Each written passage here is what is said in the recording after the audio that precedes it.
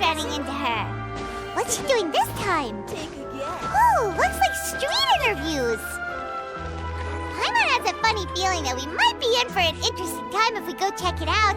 Shall we?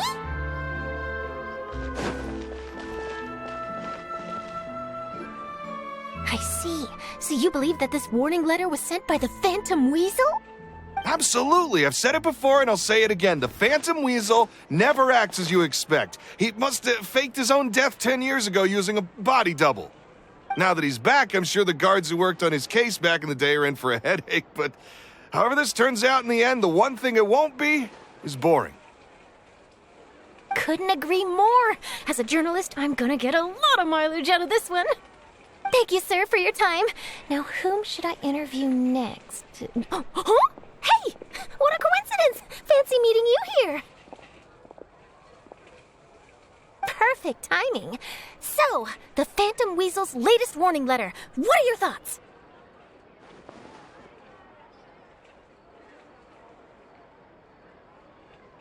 Yeah, this is the first time we're hearing of this one.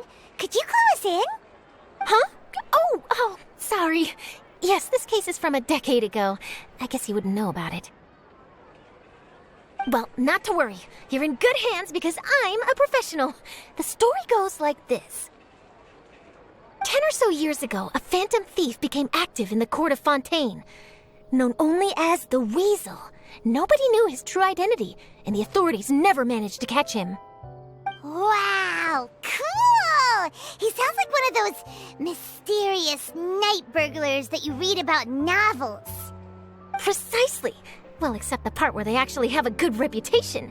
Our Weasel targeted whatever people held dear, and no one was safe from his predations.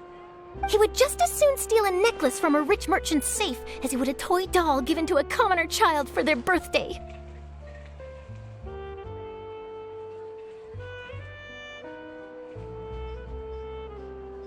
I know. The phantom thieves you read about in novels rob the rich to pay the poor, but this guy did not discriminate. Unsurprisingly, this didn't work wonders for his public reputation. Every man and his dog wanted to see him behind bars. Yeesh. So, did they catch him? Not exactly. There's a good chance that the Weasel would still be at large to this day if it hadn't been for an accident 10 years ago. A magician named Caesar fell to his death in a botched high-altitude escape performance. When the police went through his personal effects, they found a hoard of stolen loot and gadgets used for criminal activities.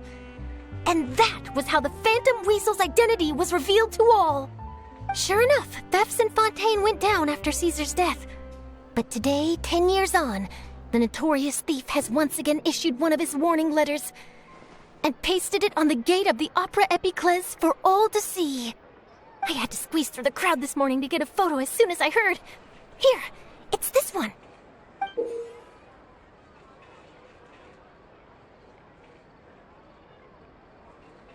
So, this is the warning letter, huh? Let's see what he wrote. 3 days from now, when evening falls, I shall take from you that which you hold most dear at the Opera House, just as you did to me 10 years ago. This is, without a doubt, a clear declaration of criminal intent. After years of laying low, the Phantom Weasel is back with a vengeance.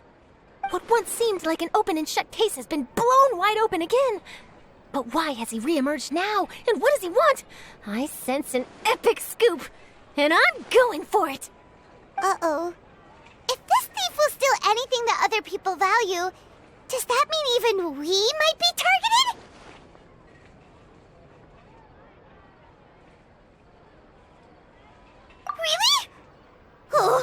Let him try! In fact, Hyman's gonna eat all our snacks right now! Let's see what he can do about that! Okay, the people have spoken. It's clear that the public are very concerned about the Phantom Weasel's reappearance. Let's see, I've got a photo of the letter, my interview notes. Yep, that should be enough to form the skeleton of my article. It does feel like something is missing, though. Something exclusive. Who should I interview next? I need someone with a more concrete connection to the weasel.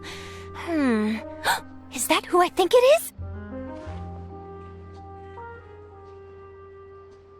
Lyney!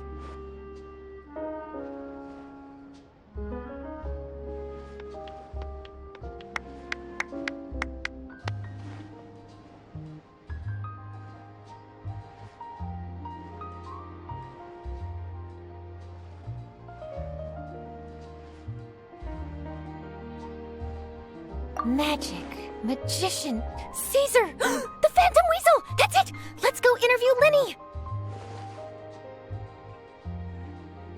You see, the original Phantom Thief Caesar was a magician too! And what do Phantom Thieves and magicians have in common? They both have an air of mystery about them. Perhaps there's a connection there. Are you serious? What sort of a deduction is that? Oh, relax! My journalistic instinct tells me that an exclusive news story is beckoning. Let's go! No time for delay!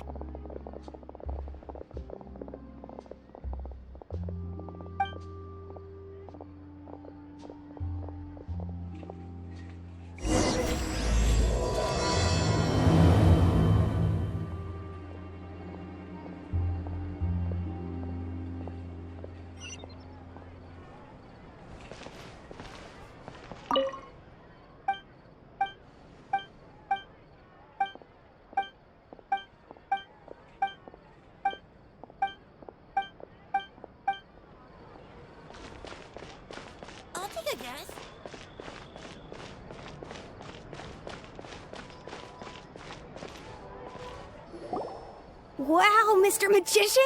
How did you know which card I picked? Oh, it's simple. Come closer and I'll let you in on my secret. Magicians have a special skill called telepathy, which means we can read other people's minds. Really? Then, what am I thinking now? Well, first you need to relax, because I can see that you're clenching your fist in your mind, as if to say, no, I mustn't let him guess it. Aww. And now you're getting a little flustered. You're trying to find a way to empty your mind, to think of nothing at all. But the more you try to hide a secret, the easier it'll come out. You snuck out from home today, didn't you? You told your family a little lie so you could come out and play. Now, that's not a good habit. You can tell? Oh boy, you really can read my mind. Of course. Oh, and that's the end of my performance. You should really be heading home. Remember to apologize to your family, all right? They must be worried about you. All right, got it. Bye, Mr. Magician.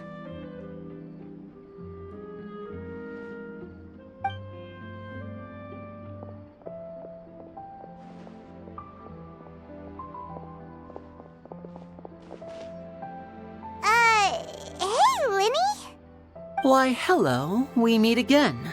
Are you looking for me? What's the situation? Well, why don't you guess, Mr. Telepathic?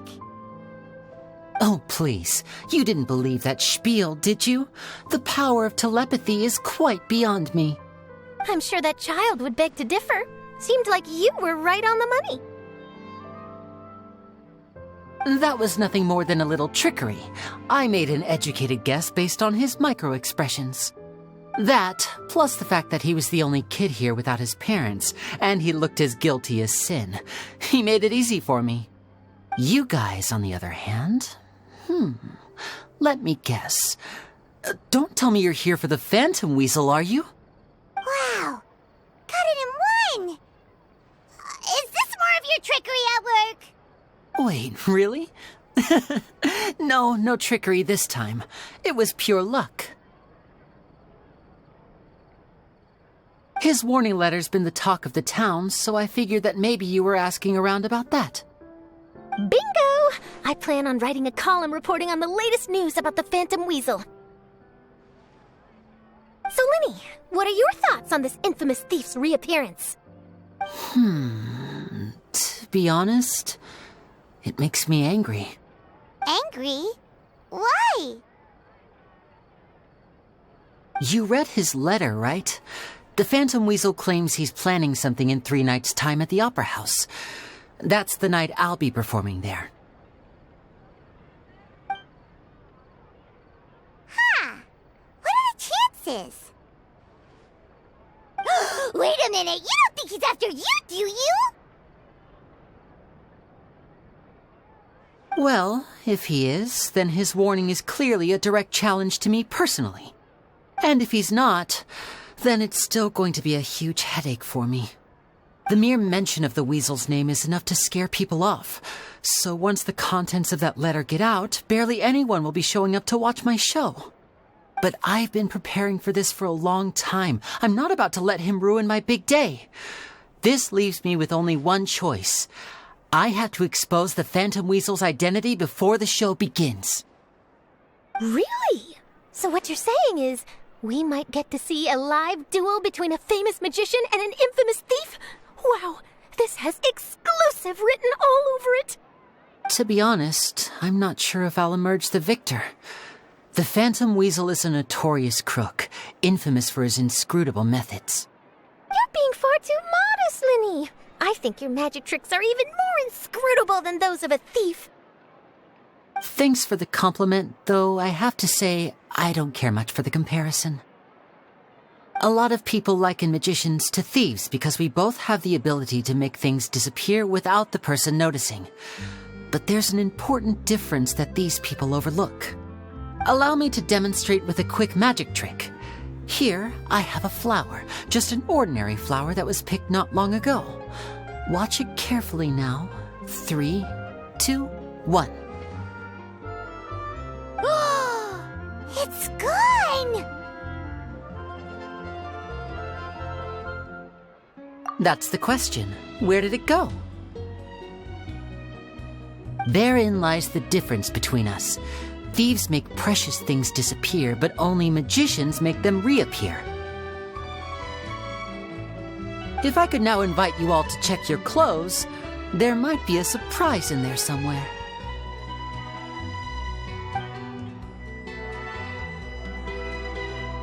A surprise? Let me see!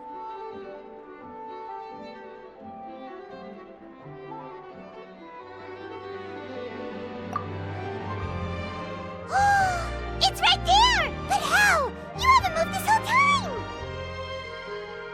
What an outstanding trick!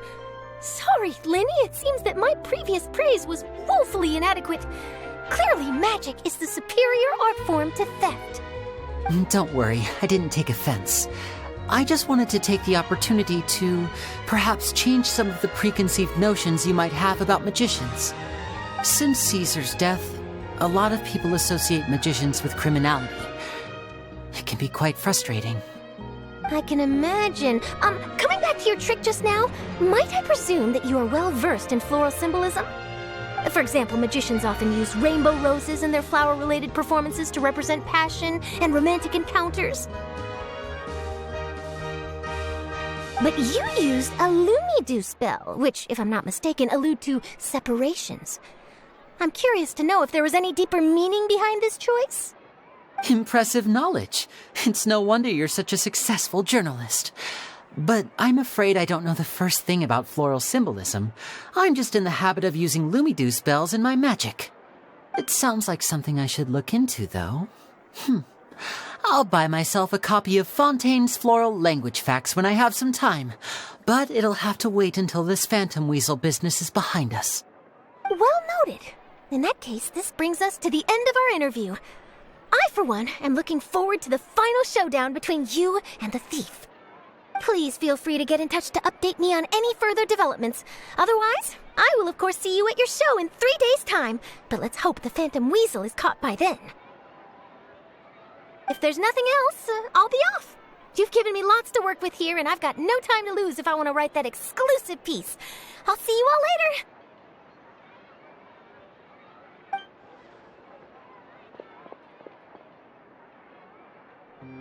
So, Lyney, are you gonna tell us how you did that flower trick now?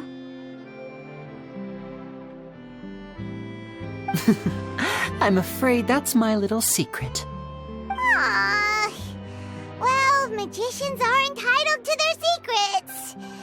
But Paimon's really itching to know how it's done. You feel it too, right? So itchy!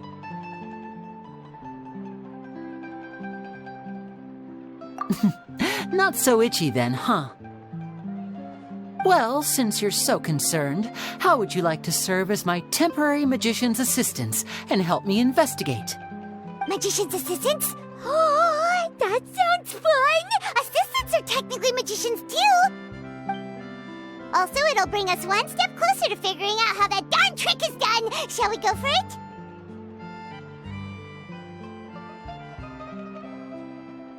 The first thing we need to look into is who Caesar really was.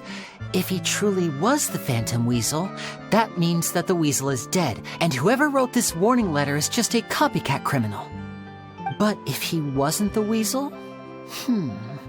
Well, that'll make things more interesting. It would mean that the Weasel lives, and he's been laying low all this time in some corner of Fontaine. And if we're investigating Caesar, his fiancée Gemma is a good place to start. Word is that she visits the cemetery often, so I asked Lynette to wait for her there. We should make a move. Let's go and rendezvous with Lynette.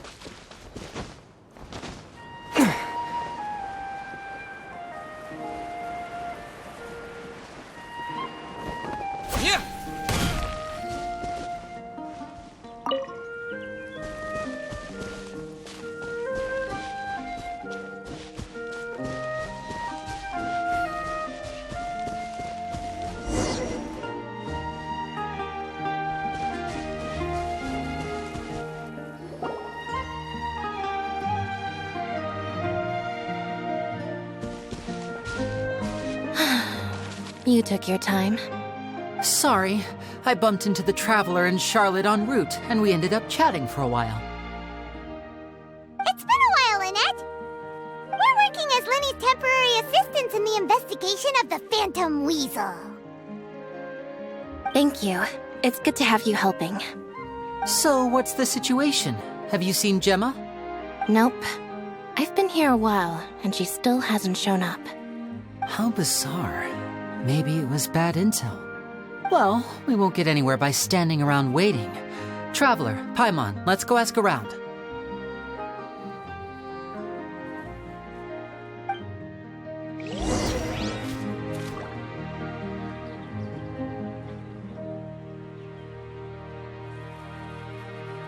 I'll wait for you here and see if Gemma shows up. I'll wait for you here and see if Gemma shows up.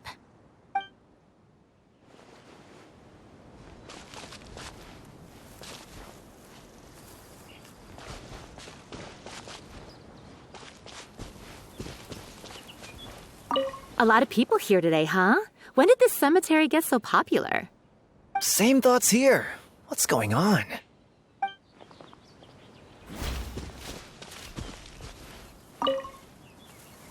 Excuse me, good sir. Do you by any chance know a Gemma? Gemma? You mean Caesar's fiancé? Sure I do. What's this about? I'm just trying to get a hold of her because I need her help with something. I heard she comes here a lot. Yeah, she does. Poor thing. It's no secret why, either. She's heartsick. Ever since Caesar passed away, she's been coming here once every week to clean his grave.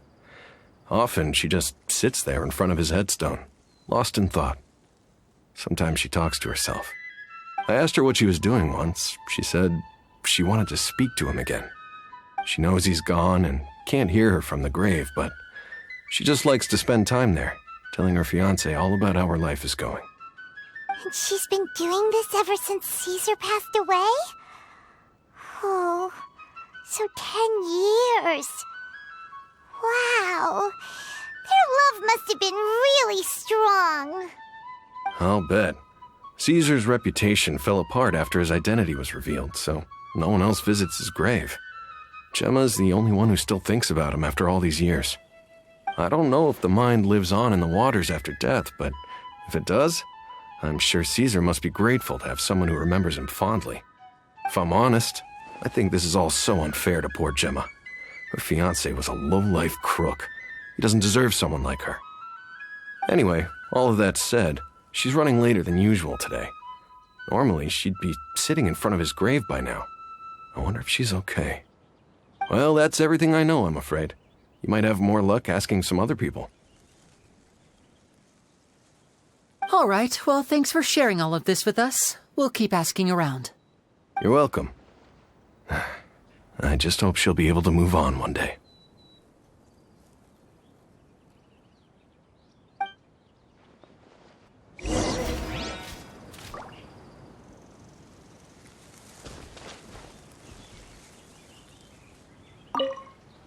A lot of people find cemeteries bleak and oppressive, but not me. I find the silence gives me a sense of peace, and something about being in the presence of the dead and buried sort of puts all of life's woes in perspective.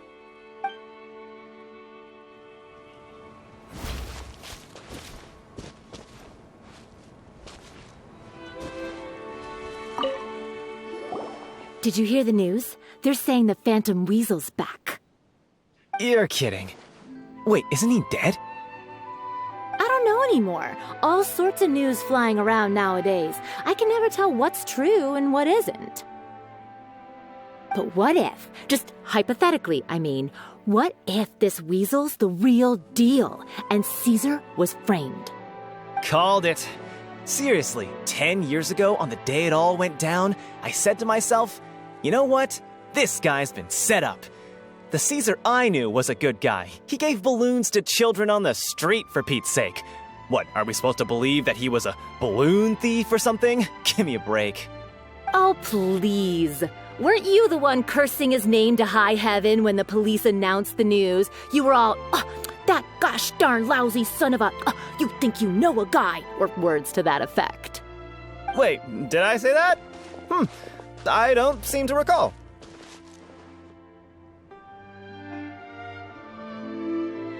Hello there. Sorry for disturbing you, but I couldn't help but notice you were discussing the Phantom Weasel. We're actually quite interested in this topic as well, but we're struggling to get to the bottom of it. Do you think you could spare a moment to tell us a little bit about Caesar? You've come to the right people. Yep, I was there. Back when Caesar used to perform magic tricks on the street. He was a great magician. The best trick I ever saw him do was pop a transparent balloon, only for a whole bunch of doves to fly out from the inside. I was right up close and didn't blink or look away once, but for the life of me, I still don't have the faintest clue how he pulled it off. Really incredible stuff. I saw him perform too. He always used to bring some gifts along for the kids who came to watch his show, and he'd hand them out after he was done. Sometimes he even got the kids to write their wishes down, and then he'd make the items on the wish list appear in his next show.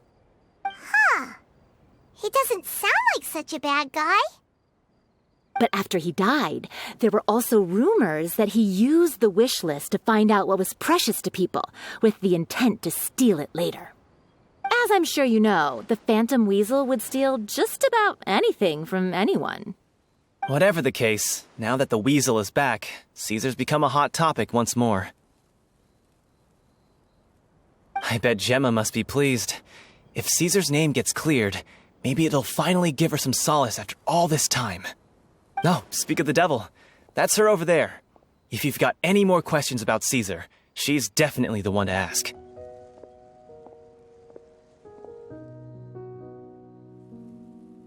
So that's Gemma.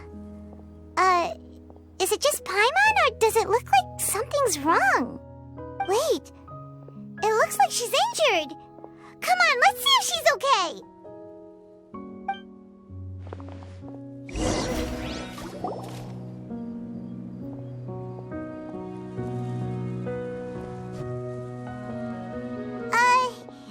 Hi there. You're Gemma, right?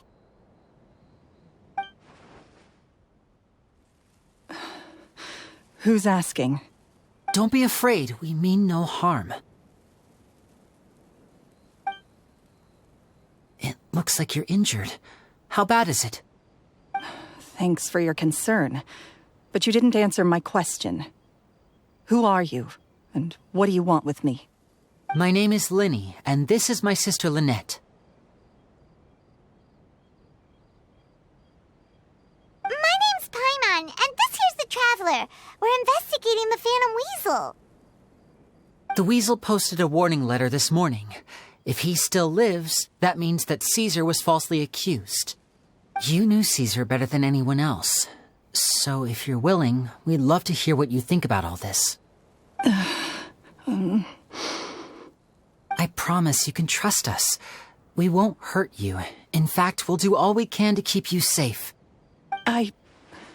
I never believed that he was the Weasel. Huh. I suspected as much. Okay, so going back 10 years, do you remember anything strange in the weeks leading up to the accident? Did Caesar have a falling out with anyone, for instance? No, not that I know of. Got it.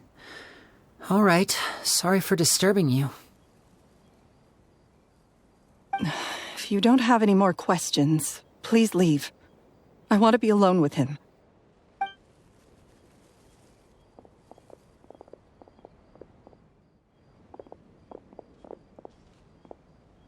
Judging by the look on her face, there's definitely something fishy about her.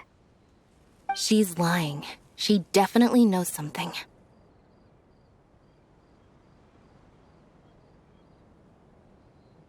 That's fair. We're just a bunch of strangers who showed up and started questioning her about things that happened a whole decade ago. It makes sense that she'd be wary around us. In any case, I doubt we'll get any further here, so let's call it a day. Meet me outside Hotel de Boer tomorrow, and then we'll start the next step of our plan.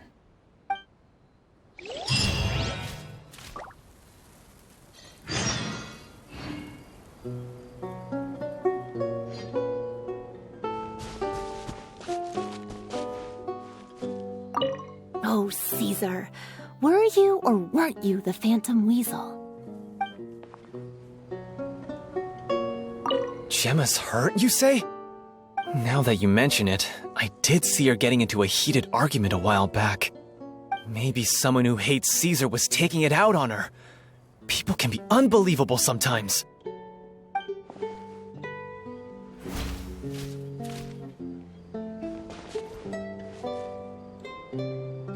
Gemma's hurt, you? Now that you mention it, I did see her getting into a heated argument a while back. Maybe someone who hates Caesar was taking it out on her. People can be unbelievable sometimes. Oh, Caesar, were you or weren't you the Phantom Weasel?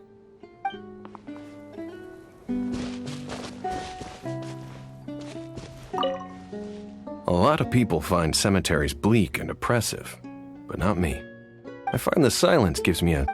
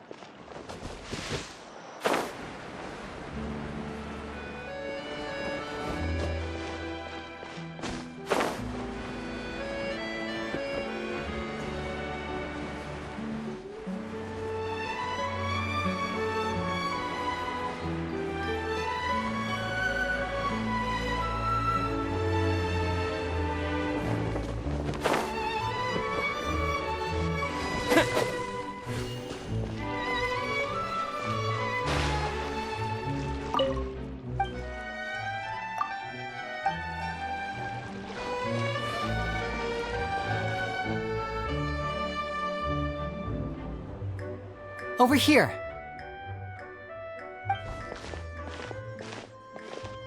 Lynette's not joining us today? I've had her follow Gemma and see if we can make any inroads with her. They should be at a cafe right now. Still, I don't think that Gemma's likely to open up to us. So, we need a contingency plan.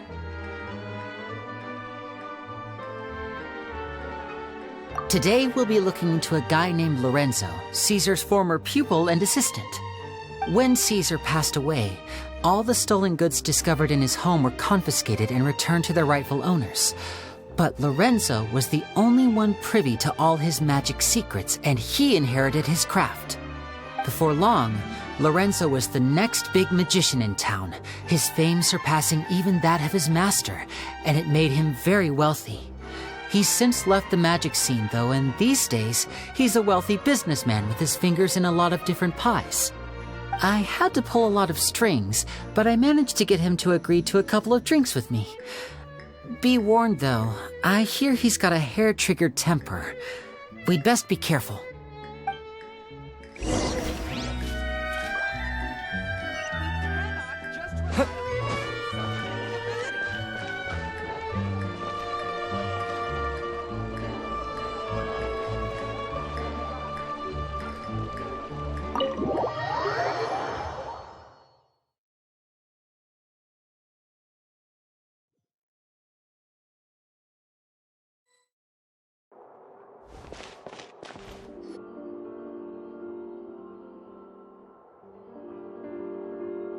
You neglected to mention that you were bringing 2 other people with you. My apologies. These 2 are my assistants. When they heard that I was meeting with the former magic maestro himself, they begged and pleaded with me to bring them along. And if it's no trouble, a couple of autographs would really make their day. Oh, forget the pleasantries, just sit.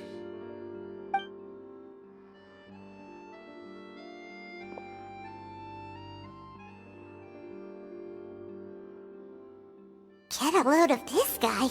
Forget the pleasantries, he says, but he looks pretty happy about Lyney stroking his ego. I only agreed to meet since we're both magicians. Do me a favor and cut to the chase. I have more important things to do than drinking. Much obliged, sir. As it happens, the matter I want to address is also related to magic. Yesterday morning, a warning letter from the Phantom Weasel appeared on the entrance to the Opera House. He claims to be planning something for the same evening that I'm scheduled to do a magic show there. As such, I believe that I may well be his target. I have to get to the bottom of this to ensure that my show can go ahead as planned. Naturally, any investigation into the Weasel starts with a few questions about Caesar, who... What is there to investigate? Caesar was the Weasel and he's been dead for 10 years. So what if some sick creep thought it'd be funny to write a warning letter? It changes nothing. Are you trying to tell me you actually bought it? Please, sir, no need to get so worked up. I do concede that a copycat is but one possibility. Possibility? It's a fact, Lyney. Look, my patience is limited, so listen carefully while I'm still willing to put up with you. The Weasel is dead. Period.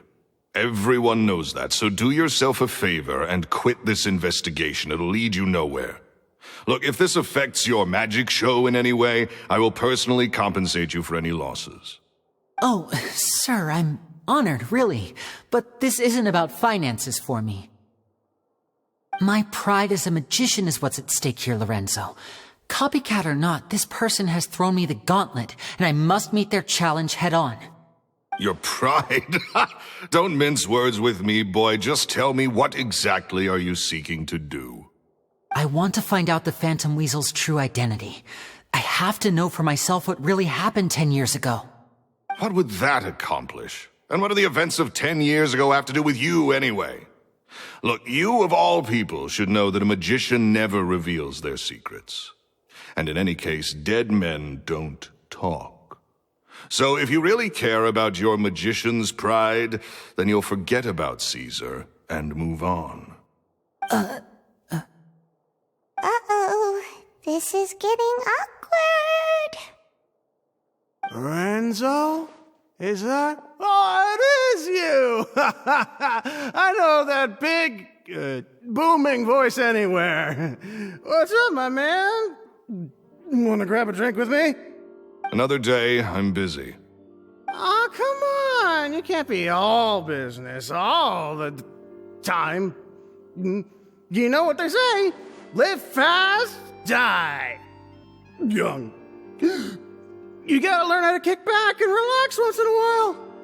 If I wanted your life advice, I'd ask for it. Now get out of my face and go be drunk somewhere else. Sorry, my good sir. I don't believe I've had the pleasure. Oh, hey! Edmondo. He and I are business pals. We worked together a bunch of times. This is your first time meeting him? Oh, he's always like this. Foul-mouthed and hard-nosed. Never heard a kind word out of this guy the whole time I've known him. And he wonders why he can't get a girlfriend, despite being, what, pushing 40, 30, something? Anyway, point is, a lot older than when he first got rejected by the girl he was into. And he's still into, from what I hear. Shut up and get out of my face. Another word out of you and you can forget about doing business with me ever again. Do I make myself clear? Sorry, I may have had a little too much to drink. All right, I'm gonna leave. Don't work too hard.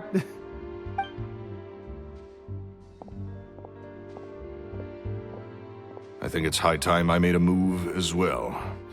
If you really want to investigate this, Lyney, be my guest. But if nothing good comes of it, don't say I didn't warn you.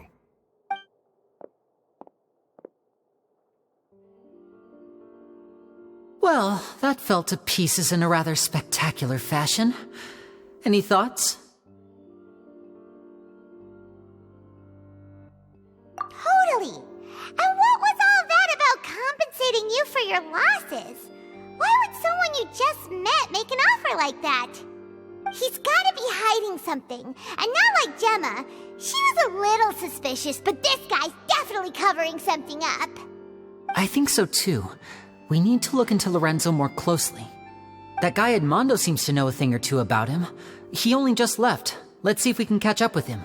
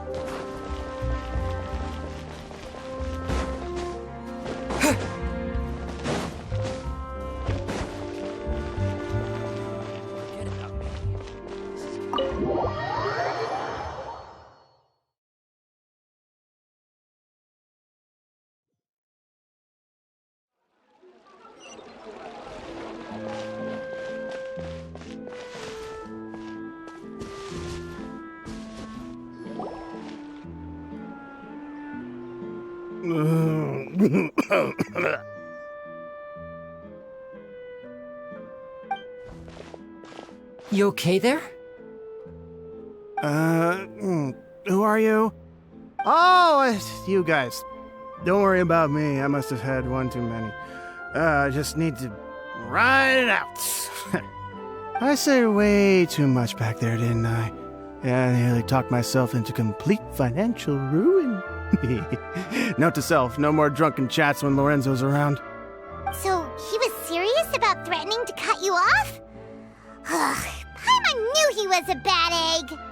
Hey, just keep your voice down.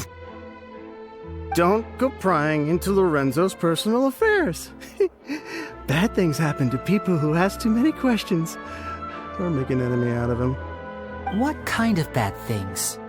Don't even ask. I'm sorry. I'm gonna have to cut this conversation short. I'm not crossing that line again. And take it from me, trouble with Lorenzo is one thing you don't need in your life. You saw him flare up back there.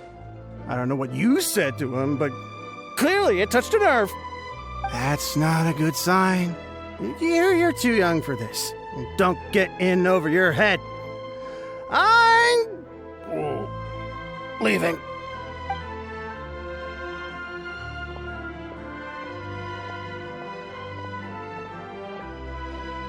And there he goes.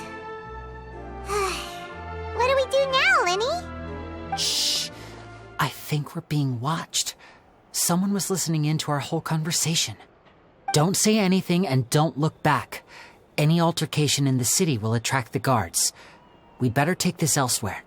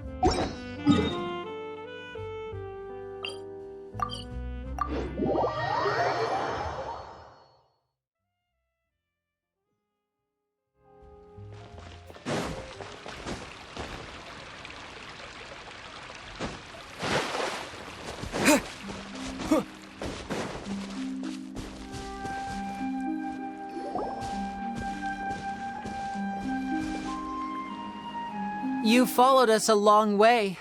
Why don't you come out and introduce yourselves? So you're Lyney. And where's your sister? Ain't she with you today? Save us the trouble and go fetch her for us. Let's not drag this out. Paimon doesn't like the tone of your voice, mister! Who sent you, huh? Save your questions, missy. You ain't gonna need answers where you're going. Capiche? Looks like we can't avoid this fight. Now, I'm not the strongest fighter, so I hope you're ready to back me up. Don't worry, we got this!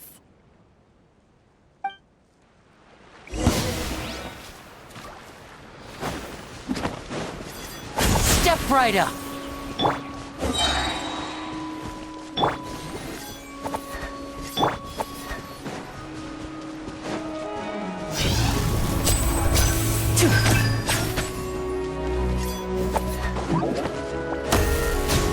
And voila!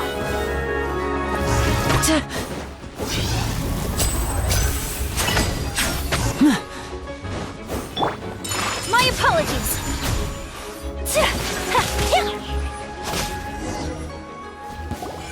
Curses. They're tougher than we thought. Vision wielders are always trouble. Intimidation ain't gonna work like it did on the lady. Come on, let's scram! Hey, wise guys! We ain't through with you yet! Oh, they got away! Did you catch what they said just before they left? Something about intimidating someone else. Sounds like they just wanted to rough us up as a scare tactic, and they've already done it to someone else, but who?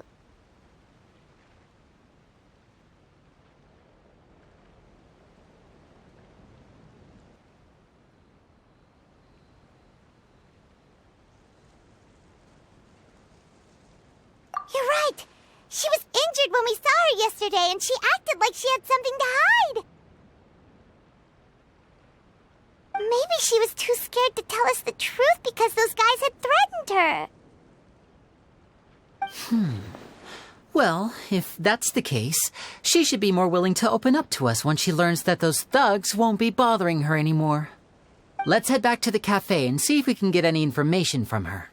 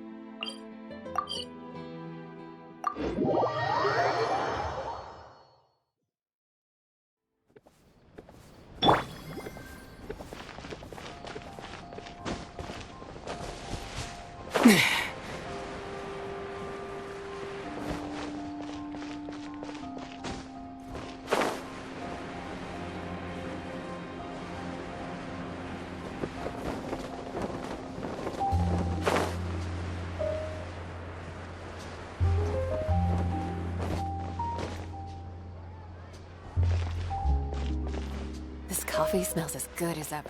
Coffee is life.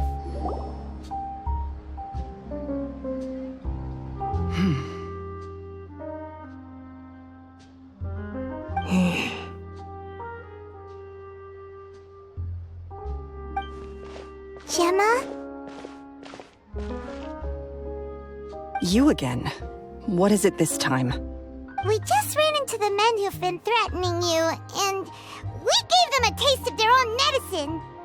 So, you can relax now. We're here to protect you. What? Why? I didn't tell you anything. Why would they come after you? Sounds like they're no strangers to you. That's putting it mildly. I know them all too well, and I hate them with every fiber of my being. It's been 10 long years, and still every time I try to look into Caesar's death, they show up and warn me not to do anything stupid. How do I know I can trust you? Do you really think you can get to the bottom of it all? And why are you doing this? I'm afraid I can't reveal all the details just yet, but I can promise you this.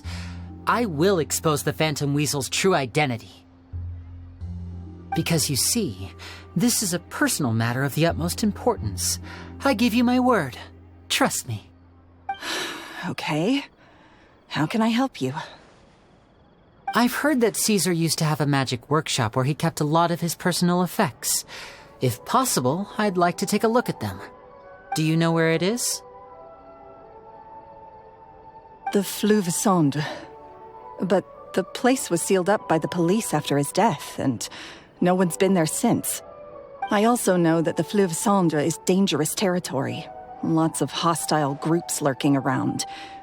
If you're serious about going there, please be careful.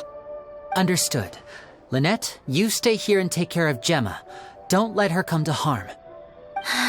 Got it. But if I'm staying here, I'm ordering dessert. I mean, bon appetit. But stay sharp, too. They're likely to come for you while I'm away. Okay. All right. Power saving mode off. I'll start taking this more seriously now.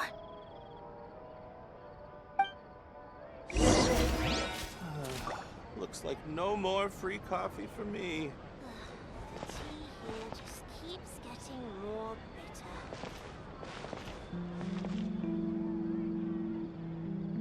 With me here, nothing will happen. Whatever you do, please be careful. If anything happens to you because you're investigating Caesar, I'll never be able to forgive myself.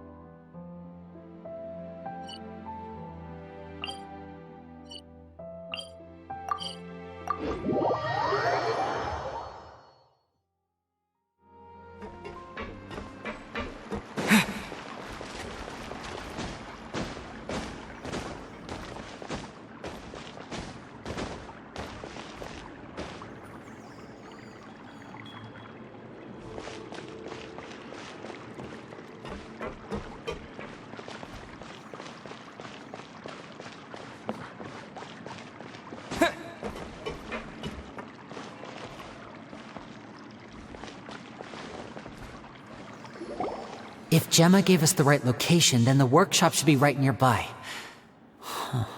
Looks like these boxes are blocking the entrance. Let's shift them away first. There we go. It should be just down here.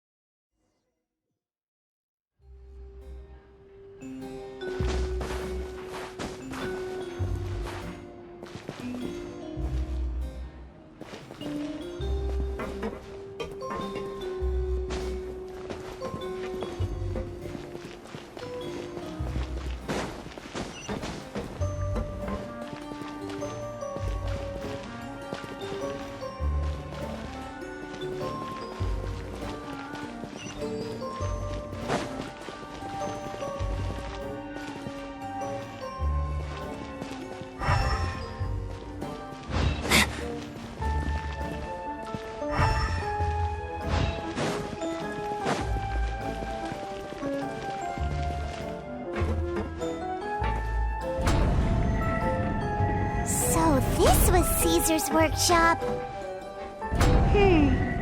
Nothing suspicious here, just normal magic props. Let's head in further.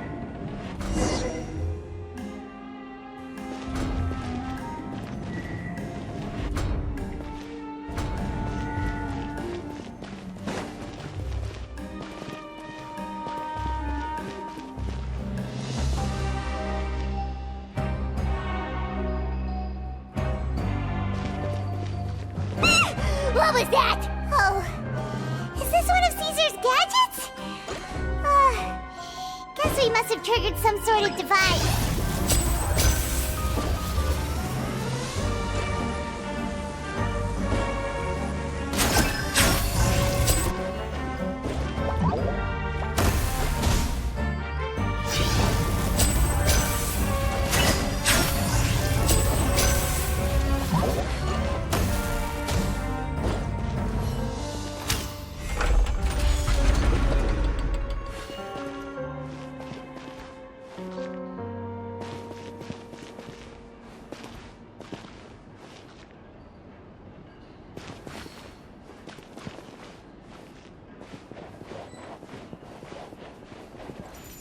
Step right up. Into the wind. Fallen leaves, adorn my night. Here comes the catch. Take flight. Whoa. Look, the doll in the box is glowing.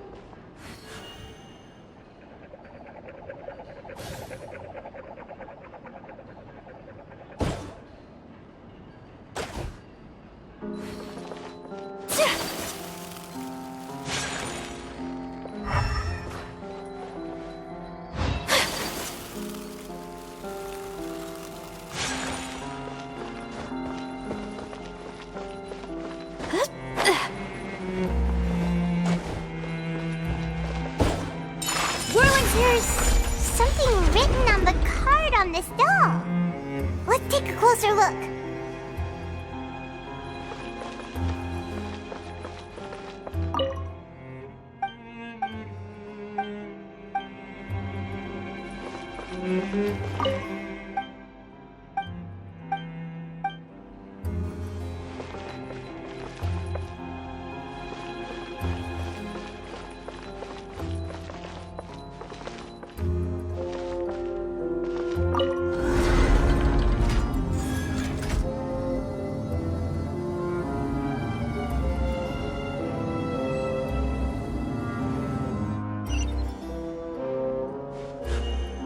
A blade.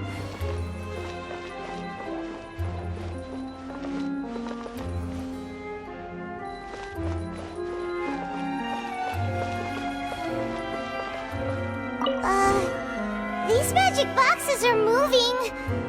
What do we do? One of them looks different from the rest. Let's investigate.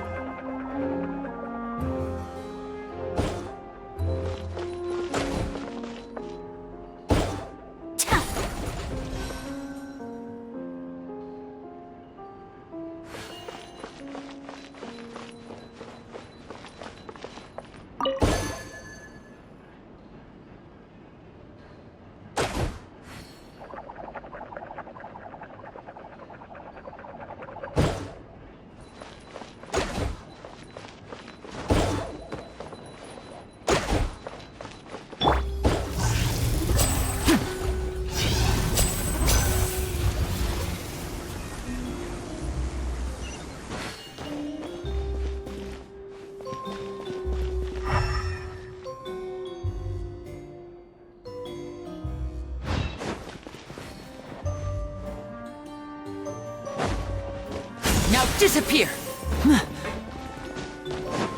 Looks like we've reached the end of this route. Shall we try a different one?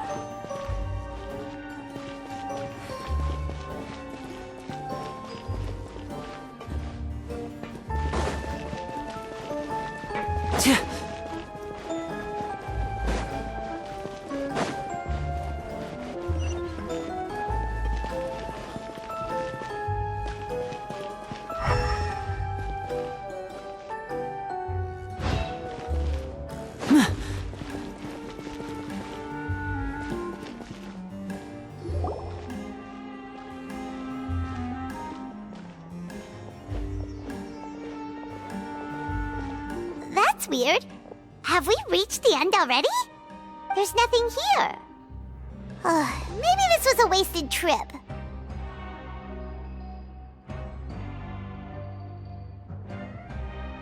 This place seems a little too ordinary for a magician's workshop. There's a distinct lack of mystery. We've triggered quite a few devices on the way here. I'm starting to wonder whether Caesar built this whole place as one big, elaborate magic contraption.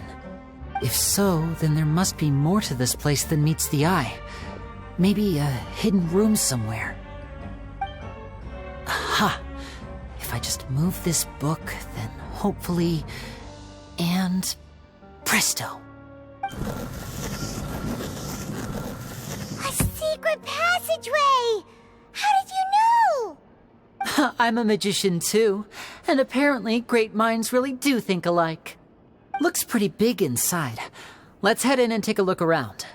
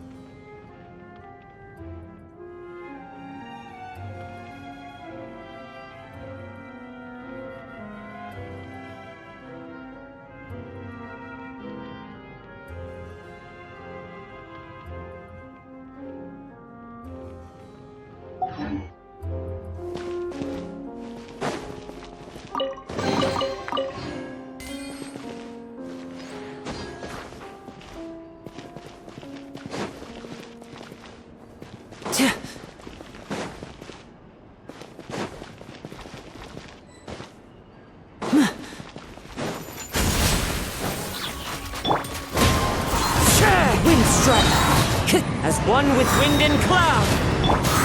Take flight! Yeah!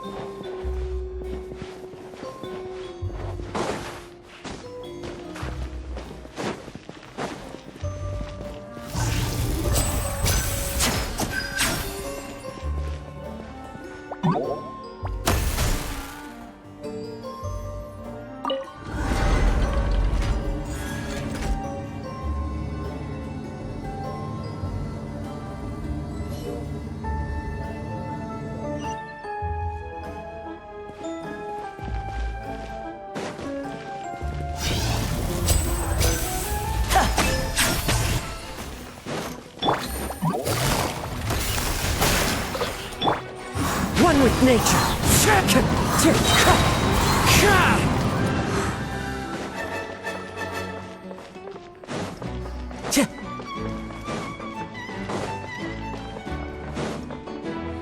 Time to go!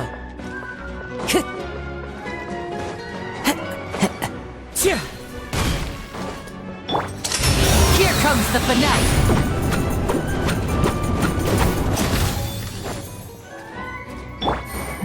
Gotcha!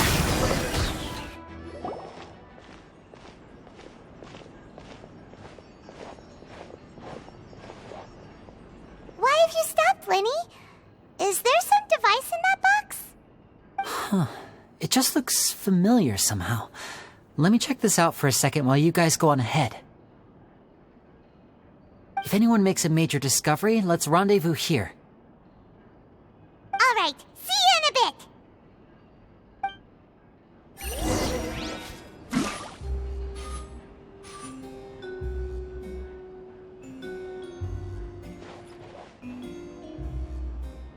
The placement of this device inside. If I remember correctly...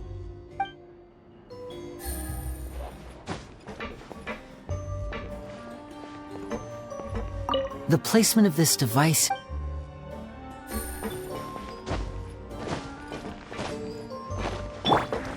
Into the wind!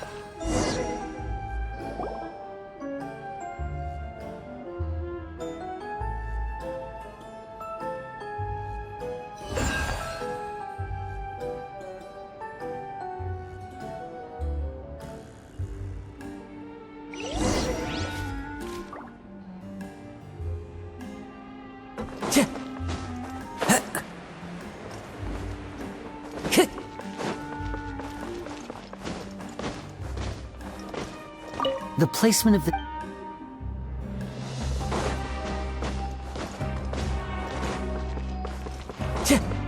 Time to go.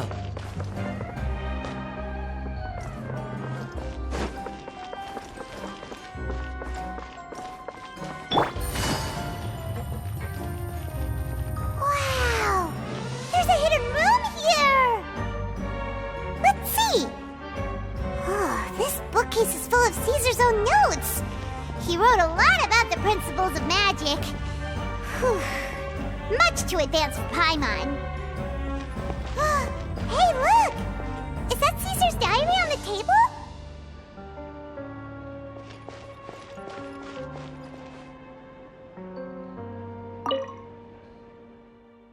This book's thick as a brick!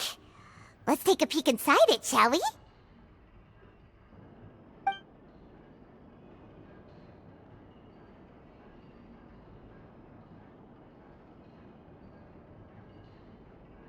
At one of my shows a few days ago, a child asked me how I pulled candy out of my hat. As a joke, I told the kid that the hat has a built-in wish-granting machine. Next thing I know, today a whole bunch of kids were pestering me to pull all sorts of things out of the hat. So I told them another white lie. The machine needs time to power up, but in the meantime, you can write your wishes down. Well, they took me up on that offer, enthusiastically. As I write this, I've only just got back from running around all over town, buying the things they wanted. Boy, are my legs sore. I wound up saving very little this month, but that's not a major issue. I now have a bigger problem. How am I going to hide all these things inside my hat?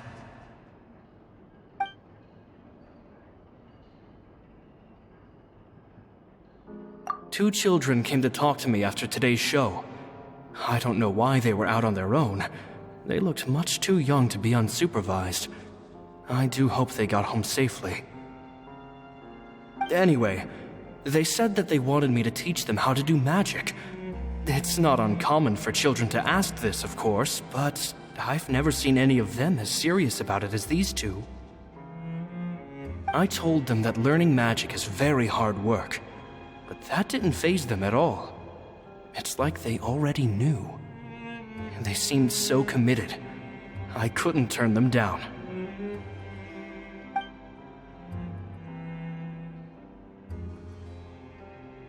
It seems like something's bothering Lorenzo lately, but he won't open up to me about it.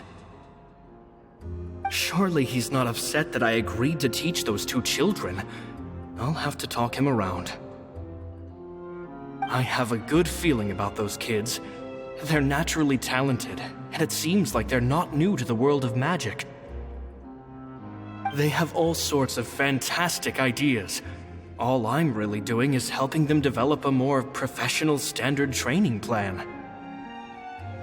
They wanted to call me Master, but I told them they absolutely mustn't. Any magician worth their salt could have taught them what I have. They're the geniuses here. Compared to them, I don't deserve to be called any sort of master. With time, I have no doubt that they could become far greater magicians than I. My only concern is why they're so mature for their age. I fear they've had to grow up too fast.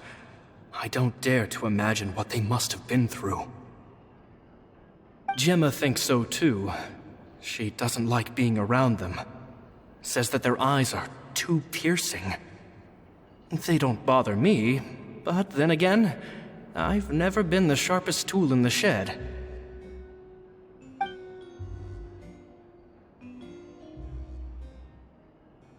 It's nearly time for me to go on tour.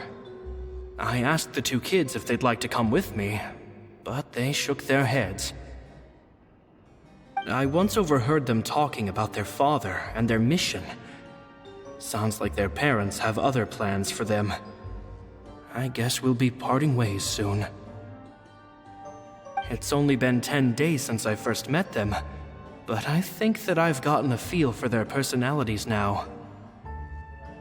They're very tough, but also very cautious. and they trust no one but each other.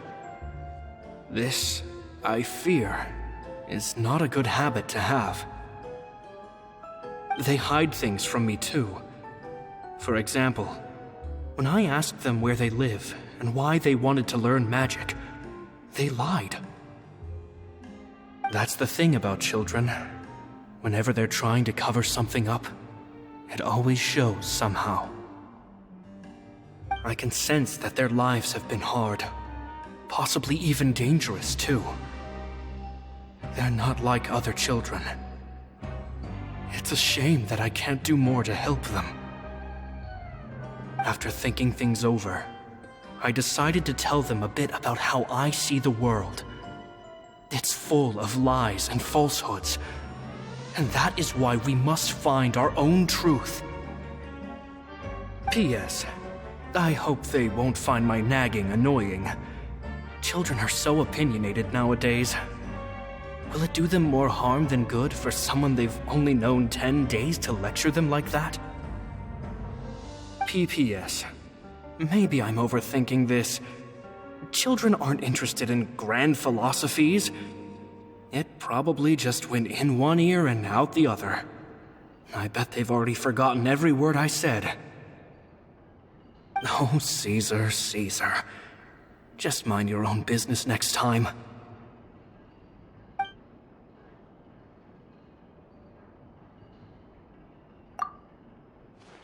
Two magic geniuses with a father and a mission, huh?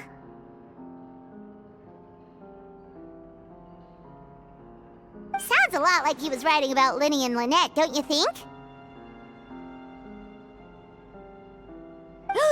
So did they meet Caesar when they were kids? Let's go ask Lyney!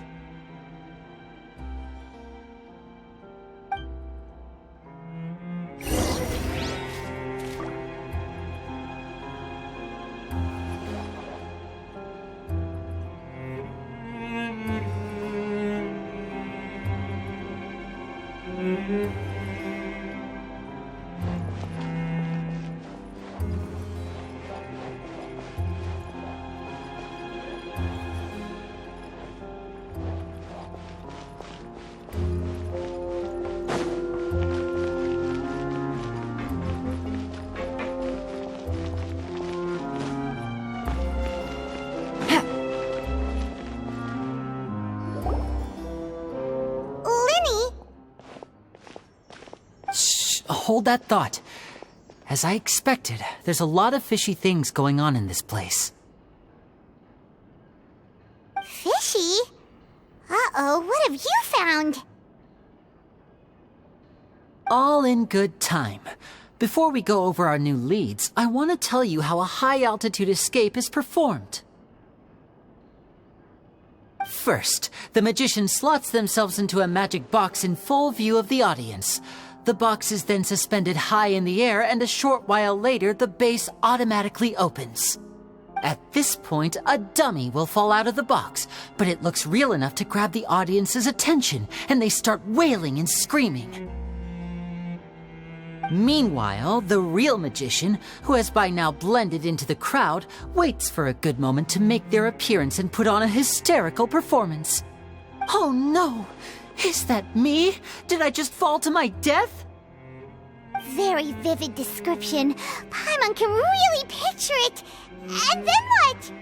The audience's gaze then turns to the magician, and by the time they realize what's happened, the dummy has vanished, as if everything that just happened was some sort of shared illusion. Of course, that's just how I think the process should work, theoretically speaking.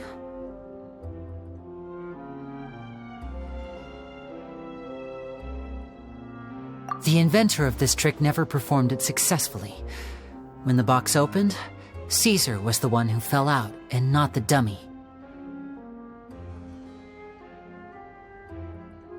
He fell right to the ground from the highest point of the opera house. No one could hope to survive that fall, not without a vision at least. And no one else has ever attempted this trick since. My understanding of how it works is just based on what I could gather from his notes and the relevant gadgets here in his workshop. So Caesar's famous high-altitude escape has never been done, huh? Paimon was about to say how cool it would have been to see it in person, but if it's that dangerous, it's probably for the best that no one else tries to do it. Wait a second. So if a dummy's supposed to drop out of the box, then where does the real magician go? How does he get out? Glad you asked. That brings us to the secret of said box. This box right here is the one that Caesar constructed himself to use in the performance, and it's not as simple as it looks. Inside, there's a device that only the magician himself would know about. Once the magician's inside and the box is lifted up into the air, the audience's view of the box is fixed at a certain angle. From where they're standing, they have a clear view of the front, sides, and bottom, but the back and the top are now no longer visible. At this point, the magician presses a button inside the box, opening a secret door out of view. He then escapes through this trapdoor onto the opera house roof, waits for the dummy to fall and distract the audience, and quietly returns to ground level. That's way simpler than Paimon imagined. Even Paimon could probably do it. Well, there's a little more to it than that, of course. The hardest part of this trick is controlling the audience's mood and reactions. That takes an exceptional degree of showmanship. There's the falling dummy, the miraculous reappearance, the pompous performing. Maybe the magician would even have themselves tied up before it begins to strengthen the impression that there's no escape. Many days and nights of careful research and painstaking practice would have gone into this, all culminating in a performance just a few minutes long, but one that still manages to transform the shock and grief of a tragic accident to the joy and laughter of a mesmerizing magic trick. Caesar was a highly accomplished magician, but unfortunately, even he didn't manage to pull it off. So, how did it go so wrong? You said you found some fishy stuff here. Have you figured out what really happened? I can make a pretty good guess. I looked into the case files. The magic box Caesar was using at the time of his death had the secret button I mentioned positioned on the right-hand side. And, sure enough, he always used his right hand as his dominant hand in public. Okay. Nothing suspicious there. But here's the strange thing. Most of the devices in this workshop have the mechanism on the left-hand side, including this box right here, which leads me to believe that Caesar was in fact left-handed.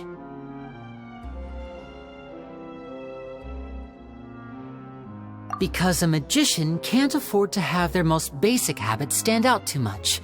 People naturally focus their attention on the most important details of the task or situation at hand. But a magician needs to be able to redirect an audience's attention at will, so as to avoid arousing their suspicion. The essence of magic is getting people to believe a lie. If even the truth raises eyebrows, the falsehoods become all the more difficult to mask. And so, Caesar trained himself to use his right hand to align with his audience's expectations. Great magic always requires sacrifices. But in his most stressful and nerve-wracking moments, and when no one was watching, reflex would kick in and he'd use his left hand. That's why he set his gadgets with the mechanism on his left. Exactly. I think that's likely what happened. Caesar would have been under a lot of time pressure during the escape. He'd have had mere seconds to open the hidden compartment, retrieve the dummy, then open the secret door and make a swift escape. But I'm sure he was confident. He would have rehearsed countless times to the point where it was second nature. He'd barely need to think about what he was doing because muscle memory would guide him through. So he opened the compartment, took out the dummy, checked everything was in order, and then went to leave. With his left hand, he reached for the button, and suddenly, his heart skipped a beat. It wasn't there. Much like when you reach for your keys but find your pocket empty, his mind needed a moment to process what was going on. Instinctively, his left hand would keep feeling around for the missing button, maybe for another second or two, until the bottom of the box gave way. With the stakes being as high as they were, just a 2-second delay cost him everything. The authorities would find nothing suspicious and conclude that his death was due to his own error. When in reality, someone switched the boxes, and they did it to murder him. But how would they be able to make the switch without being noticed? That would be difficult to pull off, no? It would have to have been someone who knew that he was left-handed, and who could move his props around without arousing suspicion. Someone who was always by his side. Isn't that right, Lorenzo? You just couldn't let sleeping dogs lie, could you? There's not a lot of people who'd go to all this trouble for some magician who died 10 years ago. I didn't want to have to do this, you know. Silencing you the hard way just creates more problems for me to deal with. But I gave you your chance. I hoped you'd do what's good for you and back off like the lady, but you disappoint me. You mean Gemma? So you are the one who's been threatening her! Yes, although however stubborn she might be, she was never much of a liability. But you people, you never even knew him, but for some reason you just wouldn't drop it. Which is why you can't leave this place alive. Take them out, and make it quick. Do your worst!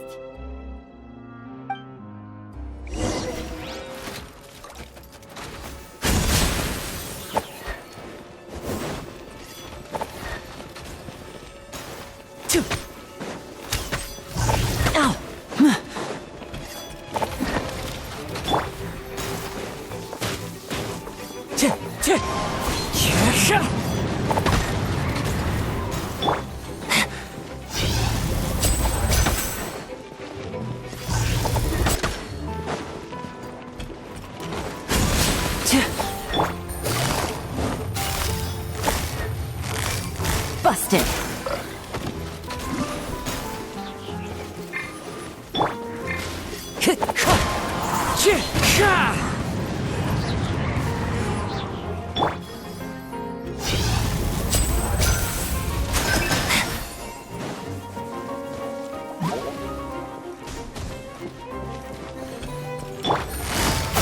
Take it easy.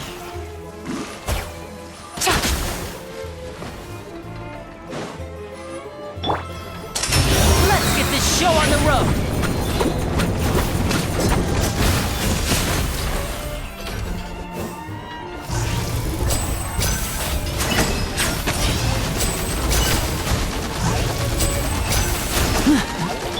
Game's up. Fun's over.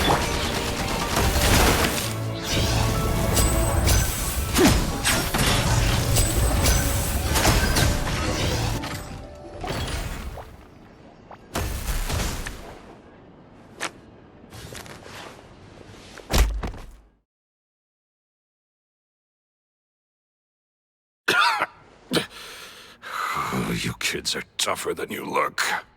Had enough yet, Lorenzo? Your cronies can't help you now. I think it's high time you started talking, and what I'd really like to know is, why did you murder Caesar? If I had a mora for every time you said that man's name. Of course you idolized Caesar, everyone else did. But I was the real genius magician. Me! He was just an amateur who did cheap tricks for gullible children. I was the one who made magic into the fine art it is today. The aristocrats doffed their hats to me! So it was jealousy. Jealousy. Hatred, more like. I hated Caesar. All he cared about was his magic. He lived and breathed it. He poured everything into his street performances and his stupid tours like it was just a hobby to him, never bothering to think about Mora.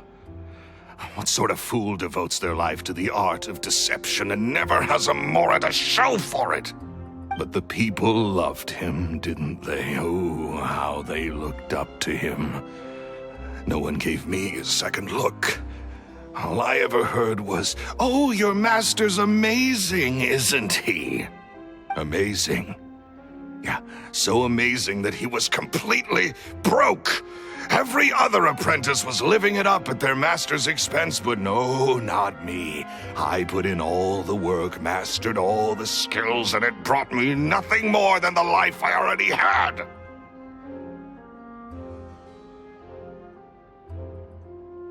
He forbade me from using magic to trick people out of their mora. There was nothing he hated more than that. And with his reputation in Fontaine, it was too risky for me to go it alone. As long as he was alive, if I dabbled in my own brand of money-making magic, he would expose me, and it would destroy me. I had to kill him. There was no other way. He had to go. And this was your only motive? It was reason enough. What other motive would I need? Well, I was under the impression that there might have been other factors at play. For instance, maybe you were in love with Gemma, but she was engaged to Caesar. In love with Gemma? Don't be ridiculous. Guess I was wrong about that then. Next question. Are you the Phantom Weasel? I am. Caesar was so strict with me. He insisted that his way was the right way, that the sole purpose of magic was to bring joy to the world. I never bought into any of that. I was more interested in the practical value of magic. Sure enough, it helped me fill my pockets with all kinds of valuable treasures.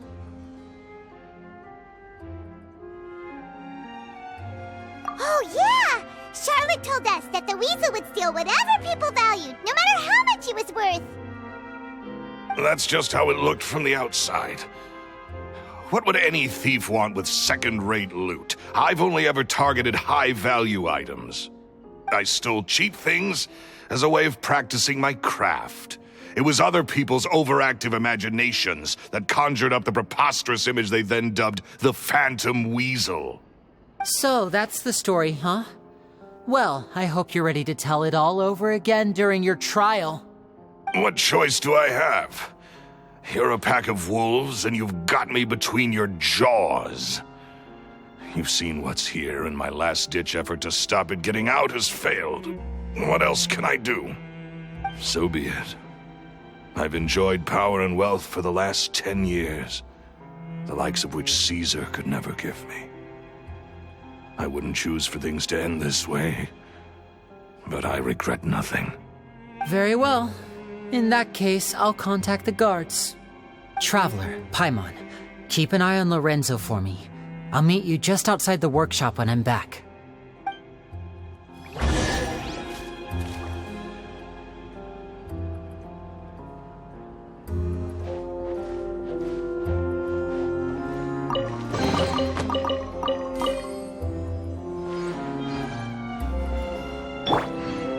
Wind strike! At least I can finally stop looking over my shoulder now.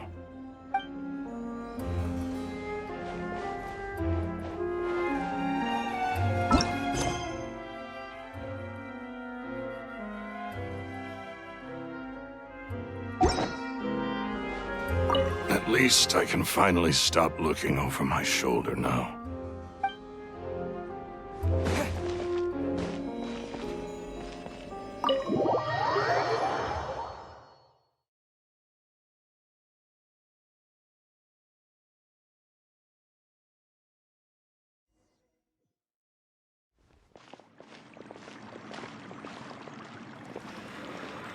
Lyney has told me the whole story. Lorenzo, do you confess to the murder of Caesar and to framing him for the Phantom Weasel's crimes? Look who's finally developed a conscience. What kind of disciple murders their own master? I hope it was worth it, because there'll be hell to pay.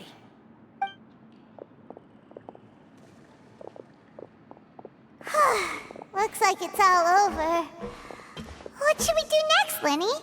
Should we start preparing for your show? Let me think. Let's rendezvous with Lynette and Gemma first. With Lorenzo in custody, Gemma will no longer have to fear for her safety. Good point. We should go tell Gemma the good news right away. It'll give her some peace of mind for sure.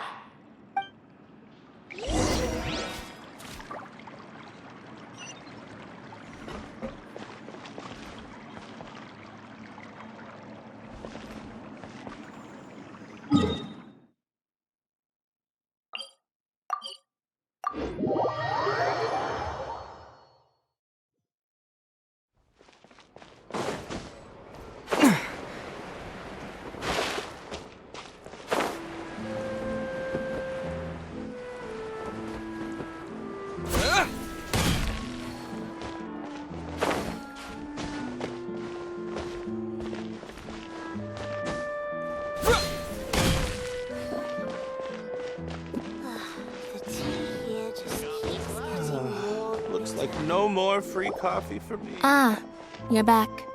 You were so quick. I've only just finished my third dessert. Your third? Lynette, come on, we've talked about this. Everything in moderation. You're not gonna have any room left for dinner now. It's fine. I'll shift to exercise mode and jog off the excess sugar.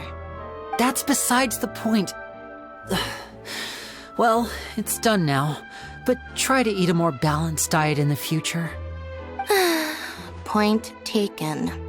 Did everything go okay? Of course! Lorenzo was no match for us. The guards are taking him into custody as we speak. Gosh, that's amazing.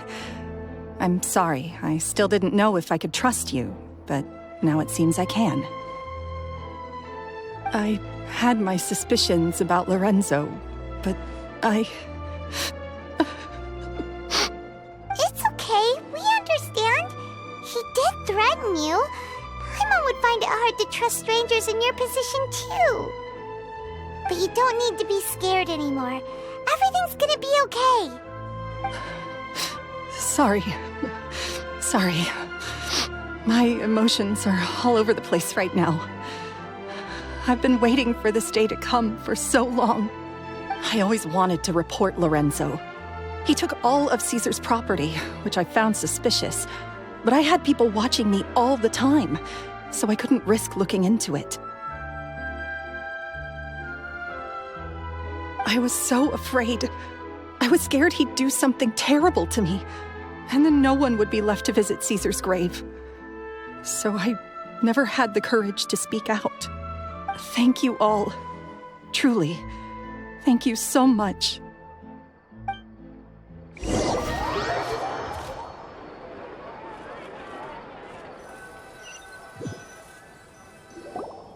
Thank you all for clearing Caesar's name. I never would have guessed that Lorenzo was the real Phantom Weasel. He never showed any signs that there were problems between him and Caesar in public. From the outside, it looked like they got along great. And to think that lowlife's been living life to the fullest all this time, while Caesar's name was getting dragged through the mud. It's a travesty. At least his soul can finally rest in peace now, thanks to your efforts.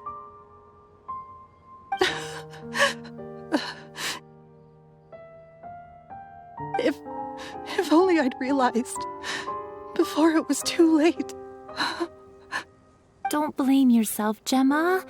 This isn't your fault. Yeah, you still have the rest of your life to live. Caesar wouldn't want to see you spending it feeling guilty. Cheer up, Gemma. My brother's doing a magic show at the Opera House tomorrow evening. Would you like to come along? It might raise your spirits. This show will be a special one. We're holding it in Caesar's honor. In Caesar's honor? Really? Oh, thank you. I'll be there. Great. We'll see you tomorrow evening. Traveler, Paimon, don't be late. Don't worry, we'll be there. No way are we gonna miss out on a free magic show. Wait, Paimon feels like we're forgetting something. Oh yeah, Caesar's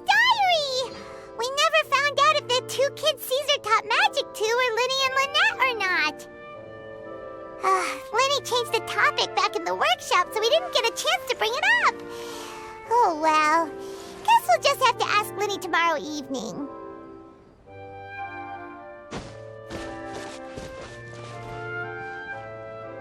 I've spoken many choice words about Caesar over the years. I'm so ashamed of myself now. He was such a good man.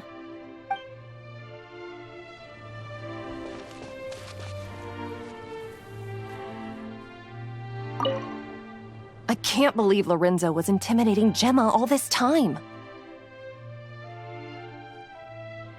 He comes around here sometimes. Not to clean Caesar's grave, though. He just stands off to the side and watches Gemma from a distance. She must have known, but she never asked him to leave. I wonder why that is.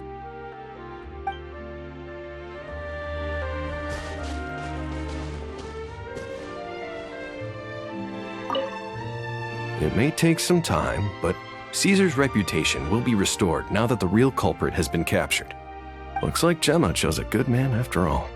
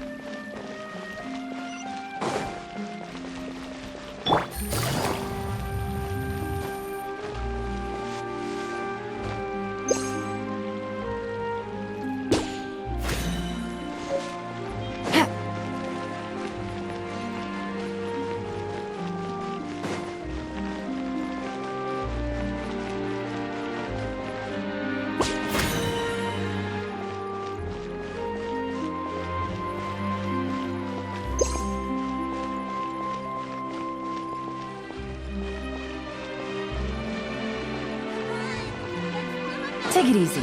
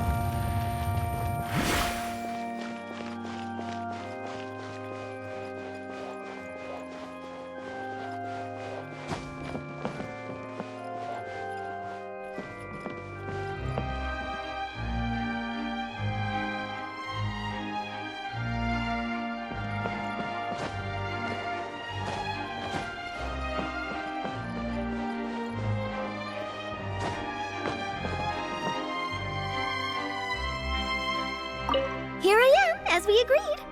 I wonder what kind of show Lyney has prepared for us this time. Oh, the anticipation. It's killing me. Oh, and how could I forget?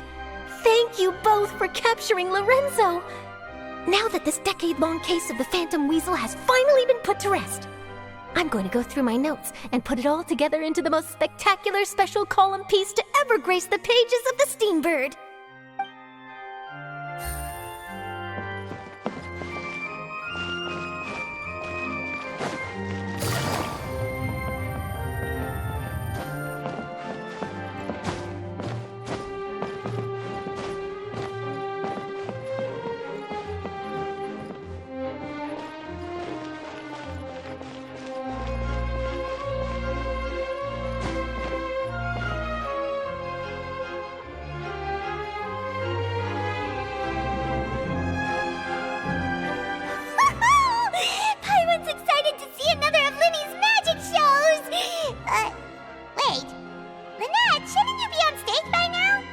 Not this time.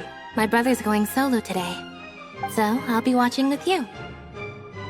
Good evening, ladies and gentlemen. I hope everybody's ready because the show is about to begin. The great magician Lyney has prepared a spectacular show for us all tonight, concluding with an all-new grand finale that no audience has ever seen before. Thank you all so much for coming. Now, prepare to join me on a journey through the mystical and miraculous.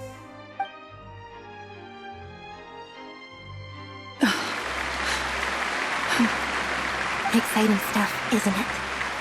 Yes, it's just... It reminds me of him. No wonder. Caesar was a famous magician too. So, how did you two first meet, Gemma? Well, I was out on the street once, and I saw him performing for little children. Children love magic, because they're willing to believe in things that can't be rationally explained. Caesar had this amazing way of bringing them into a dreamlike world. And somehow, I felt drawn to him too. So I went up and asked him to do a trick for me. Aw, that sounds so romantic. What trick did he do? It was with a flower. He took it in his hand, snapped his fingers, and it magically appeared on my head. I was so happy that day. No one had ever given me a flower before that. Oh, that's so cute!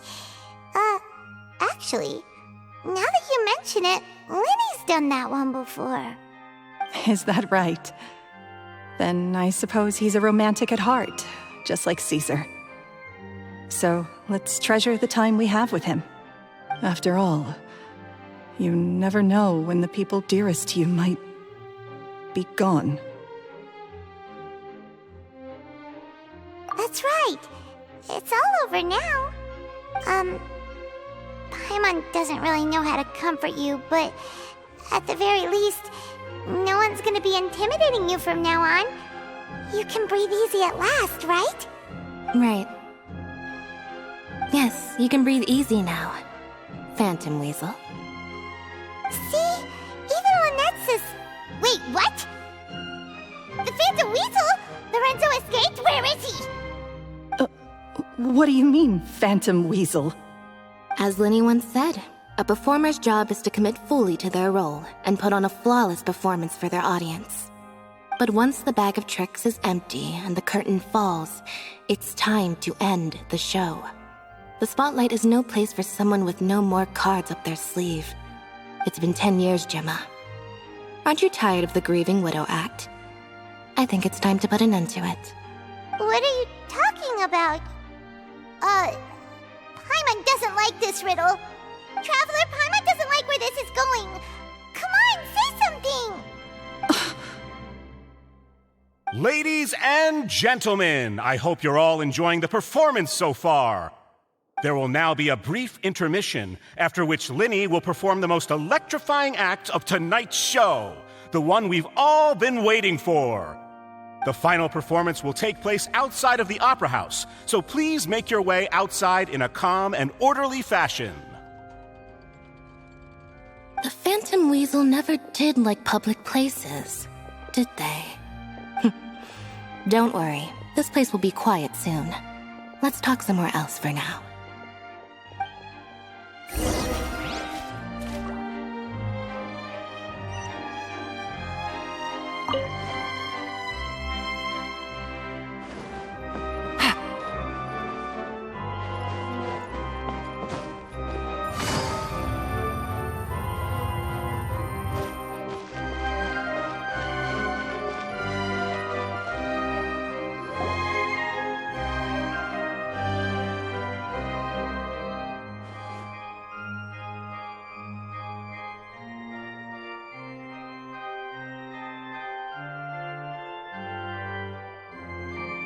Dear me, this is awkward, isn't it? And unfortunately, I'm all out of gadgets, so I'm afraid I can't do any tricks to liven up the mood. This is a big mistake for a magician to make, but thankfully, I do have a backup plan. Now, who wants to hear a story? Lyney, don't we have more important things to address right now? Lynette accused Gemma of being the real Phantom Weasel a moment ago. Oh, what the heck's going on? All in good time. Magicians are good at guessing what people are thinking. I know the questions you want to ask. And as it happens, the story I'm about to tell might answer a few of them. Really? Well then, let's hear it! Paimon's dying of curiosity here! Let's go back to the very beginning. A decade ago, when the Phantom Weasel was terrorizing the court of Fontaine. She never missed a target, never left a trace, and no treasure was safe from her thieving hands. But as her infamy grew, so did the readiness of the police, and her opportunities to act became ever fewer. Every day, she ran the risk of being exposed for who she was. Of course, she could not simply take this lying down, and before long, she found her ticket to freedom. She would create a scapegoat, a false weasel to close the chapter on her behalf. After weighing her options, she set her sights on a renowned magician, Caesar. After all, magic and theft shared enough similarities for people to buy the story when the truth came out.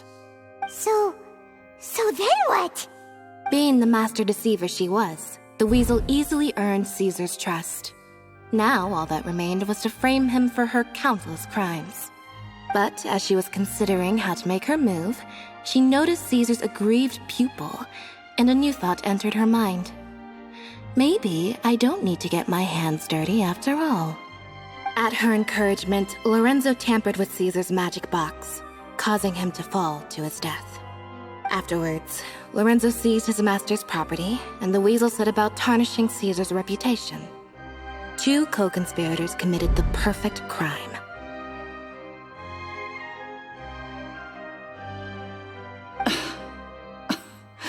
I've got to hand it to you. You're both exceptional storytellers. It's enough to make even me wonder whether there was really another mastermind behind all this, pulling the strings. But I just have one question. You seem to think that I am the villain in this tale. What's brought this on, Lyney? Is it something that Lorenzo said? Don't worry, Lorenzo said nothing at all. But I never believed that he was the weasel, and in fact, my investigation only made me more certain of that. He was too forthcoming with his confession, as if there was something else he was trying to hide. How disappointing.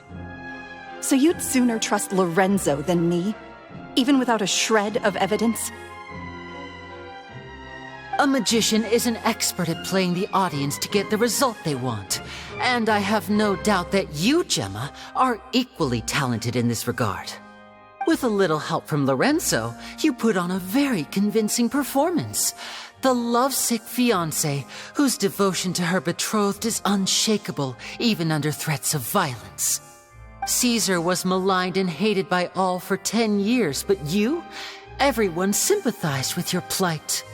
Who would suspect for 1 second that the lovely young lady always seen weeping in front of Caesar's grave was actually the mastermind behind his demise? No, not that poor lady. Perish the thought. Wait, so you mean the whole intimidation thing was just a hoax? Gemma and Lorenzo were both in on it? But why would Lorenzo agree to that? And why didn't he sell her out even at the end instead of admitting to being the weasel himself? Yes, why indeed? Maybe Gemma herself could enlighten us on that question. Well, Lyney, if you're so confident in your version of events, then I think the answer should be obvious.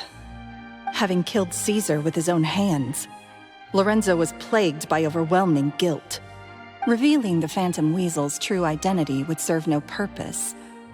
But if the weasel remained free, then she could take care of Lorenzo's loved ones. An excellent answer, though sadly a little dull. Is that right? Well, don't let me bore you. If you'd care to change the topic to something more interesting, I'd be much obliged. As a matter of fact, there's one thing I'd really like to understand. Why would the real weasel have targeted things that only have value to other people? Could you shed any light on that? Of course. After all, we're just telling stories here, aren't we? If I had to guess, I would say that the real weasel must have had a terrible childhood. Left to fend for herself after her parents died young. Betrayed, scorned, beaten. She'd scrounge waste paper from garbage bins to draw on, using twigs and dirt for lack of ink and pen.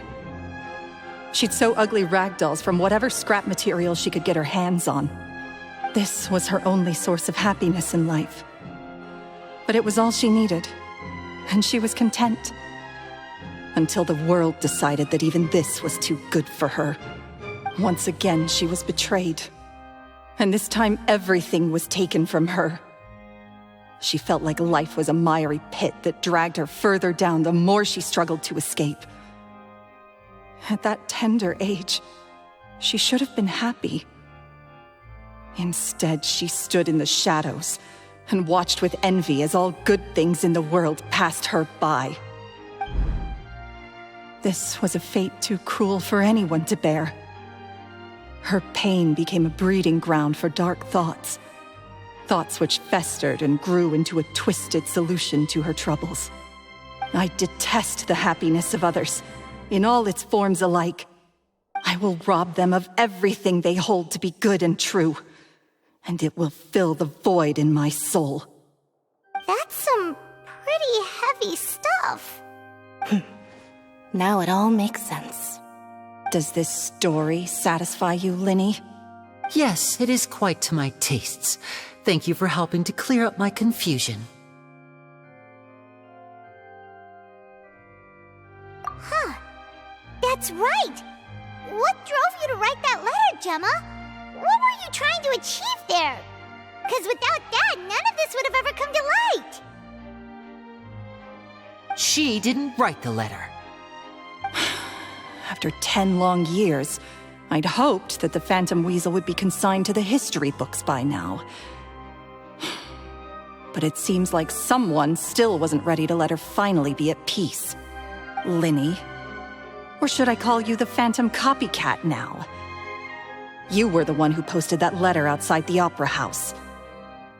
But why?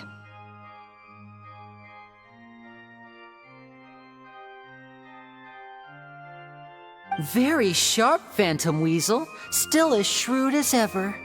Well, no need for me to be coy about it. Our goal was to clear Caesar's name.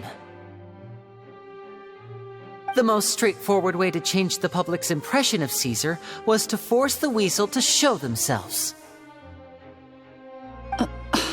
That's it? You had no other agenda? Of course we did. We made it quite clear in the letter, I believe. I shall take from you that which you hold most dear, just as you did to me 10 years ago. 10 years ago? You mean Caesar's death? You met him? Wait. Oh, I get it. You were those two obnoxious kids. It's been so long, and you're all grown up now. I didn't recognize you. He taught you magic back then, didn't he? For what, 10 days or something? And you went to all this trouble. Why? Because you feel like you still owe him something? We remember all our debts, however great or small. 10 years ago, Caesar's reputation was torn to shreds, and his legacy was thrown out. 10 years on, and no one cares what the truth is anymore. But we did not forget, and so we came to find you. And? What exactly did you take from me? I'm still standing, as you can see. Lorenzo has admitted to everything. I'm free. Free? Do you really think so? Caesar once told me that even though the world is filled with lies and falsehoods, we must find our own truth. I think that applies to you too. Truth can take many forms. Prized possessions with nostalgic value, fervent hopes and dreams, and irreplaceable people. Life took many things from you, and those wounds never healed. When they ached unbearably in the dead of night, stealing became your way of numbing the pain. What are you trying to say? I'm saying that for the last 10 years, you've been living a rather uneventful life. Perhaps that's because you found something other than a life of crime to fill the hole? Back to Lorenzo for a second. He murdered his own master, played along with your act, and took pains to make sure any suspicion would be directed towards him. But what did he have to gain from all that? He knew who you were and the things you'd done, and despite that, he was willing to give everything up for your sake. He's the reason that you haven't felt the compulsion to steal in all these years. You're more than just accomplices in murder. You're the only real friends each other has. So I think you know, deep down, that he is the only truth you have in your life. But that truth is gone now. And I guarantee you, you'll never see it again. Congratulations on your freedom, Gemma. Your freedom will cost you dearly. From now on, you'll be all alone in a world full of lies and falsehoods. I do hope you'll be able to bear it. You've still got a long life ahead of you after all. Gather round, one and all. The time has now come for the amazing Lyney to perform his final act in tonight's show. I'm sure you're all wondering what he has planned for the grand finale. Well, wonder no more, for the answer is a death-defying high-altitude escape. A high-altitude escape?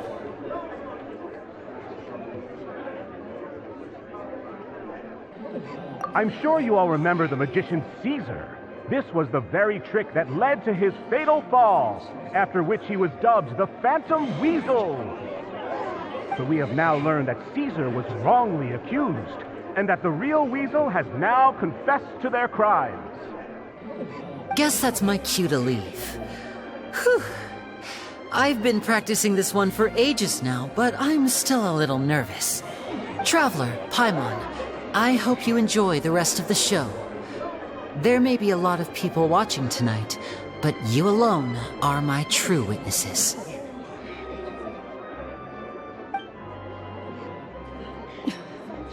Lyney, wait. You two hid a lot from Caesar. He went to his grave without ever knowing your secrets. So what about now? Are you an open book? Or are you still the same as ever? You don't have to tell lies to end up isolated and alone. One day, you'll end up exactly where I am today. Maybe then you'll finally understand. You're wrong. I'm nothing like you.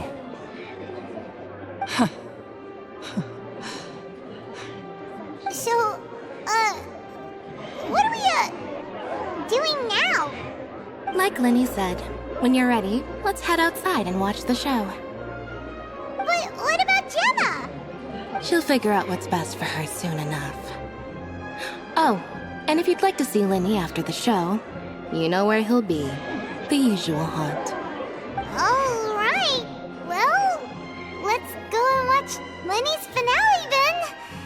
This trick's a pretty dangerous one, but he should be able to pull it off, right?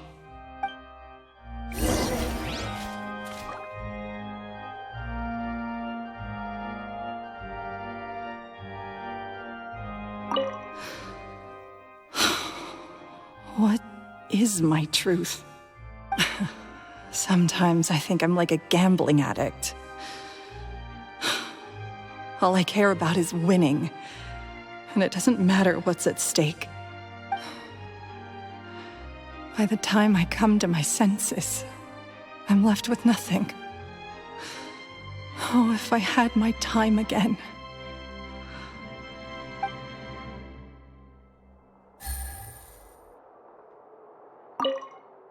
Magicians are not like thieves. Thieves only tear things apart. But good-hearted magicians, they put things back together.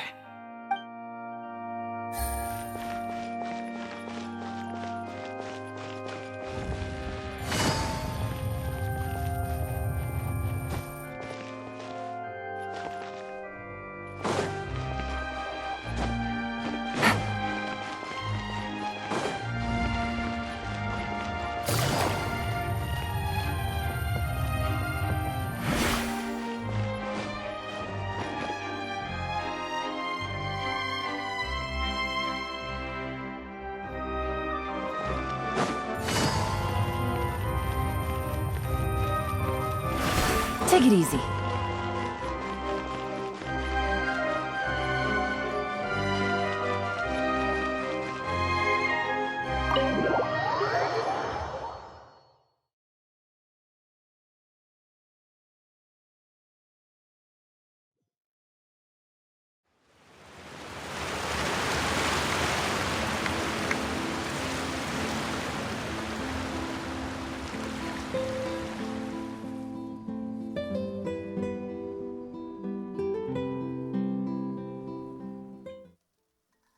Magic should be mysterious, surprising, and defy logic.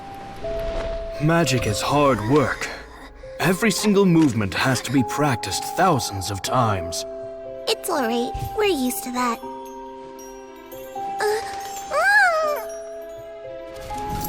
We're sorry. You've taught us so much, but we can't tell you the whole truth. It's okay. Do you still remember what I told you? This world is full of lies and falsehoods. I only hope that one day you can find your own truth. What about you? Have you found your truth? Magic is my truth. I want to perform a magic trick so great that people will always think of me when they talk about it. For a magician, what greater honor could there be? Look! Behold! Lyney is sealed inside the box. Will he manage to escape? 10 years ago, Caesar attempted this very trick, and it was at this precise moment that...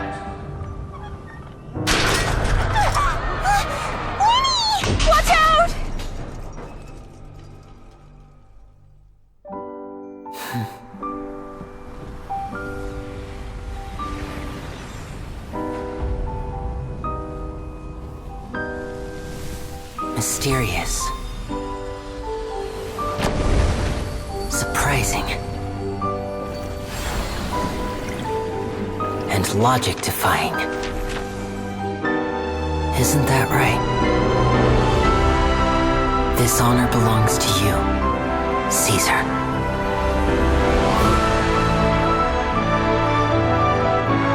I'm just sorry it's a little late.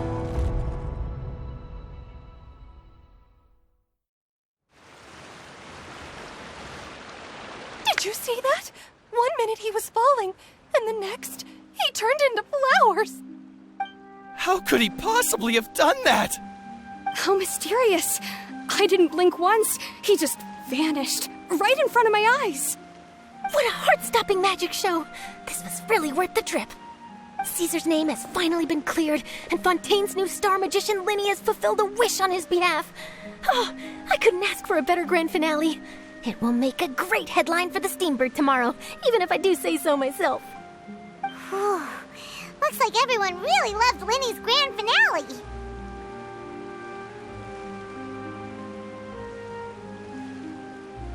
Paimon doesn't see Lyney anywhere. Where'd he go?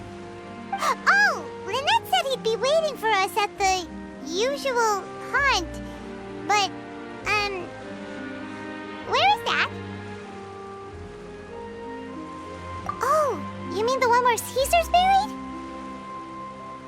Yeah, that's probably it.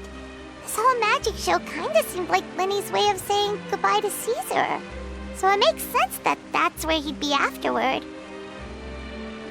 Alright, let's go look for him there.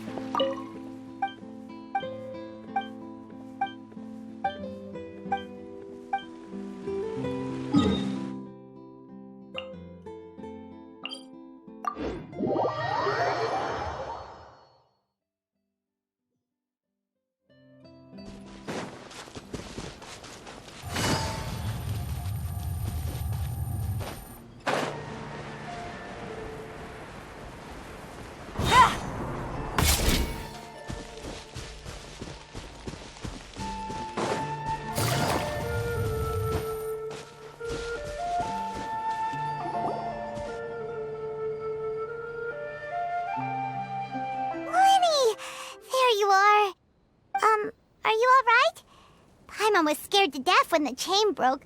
Paimon was sure something had gone horribly wrong. Magic is a performance art. A magician has to get creative to keep the audience on tenterhooks. That's our job. So I tweaked Caesar's original setup a little to keep it fresh. I was honestly a little nervous during the live performance. The thought of falling, suddenly feeling weightless, seeing the sky and the ground spinning and spinning. Sometimes, I can't help but wonder what Caesar thought in those final moments. Did he regret taking Gemma and Lorenzo on? Or did he believe that it was his own slip-up right until the end? You know, Paimon's been wanting to ask you about something ever since we were in Caesar's workshop. You learned magic from Caesar once, didn't you? When was that? After I joined the House of the Hearth. To be honest, Lynette and I had an agenda when we approached him. I told you about my past before, remember? As a young boy, I survived by secretly learning magic from street performers. I'd watch their tricks and try to figure out how they were done. But I quickly realized that observation alone could only get me so far. What I saw was the polished final performance, but the rigorous training they put in behind the scenes remained invisible to me. I needed to learn how to improve my sleight of hand, hone my misdirection skills, and make niftier props. We were gifted enough that we'd made some progress by ourselves, but without proper guidance from a professional magician, we quickly plateaued. So that's why you sought Caesar out? Yes. We figured there was no harm in asking, but it took us by surprise that he was so willing to teach us. In all, we only spent 10 short days together, but he was very good to us. By contrast, we hid so many things from him. For instance, when he asked why I wanted to learn magic, I answered, "It's my passion." But in truth, there was already a lot more to the story by then. After being taken in by an aristocrat for our magic talent, then betrayed soon after, this was no longer about me doing what I loved. What amazed me was how the lie escaped my lips even as I was hesitating over whether to tell him the truth. Trust is a beautiful thing. Sadly, I'd forgotten how to trust by then. Lyney.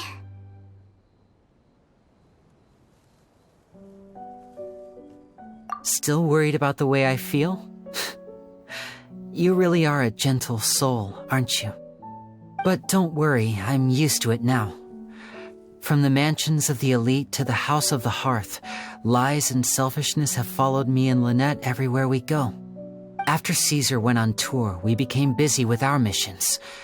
The next we heard of him was that he'd fallen to his death, and was now declared to be the Phantom Weasel. That night, I remembered his smile. But as I lay there, I didn't know what to say to him. To keep secrets is to put up walls.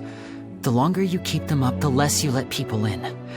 Then, one day, you look around and realize your life is like an empty auditorium after a show, full of seats once occupied by all the people who left. But I guess that's the price we have to pay. You only realize how much someone really meant to you when you lose them completely. That's why I was so confident this would hurt Gemma. Because I felt it for myself.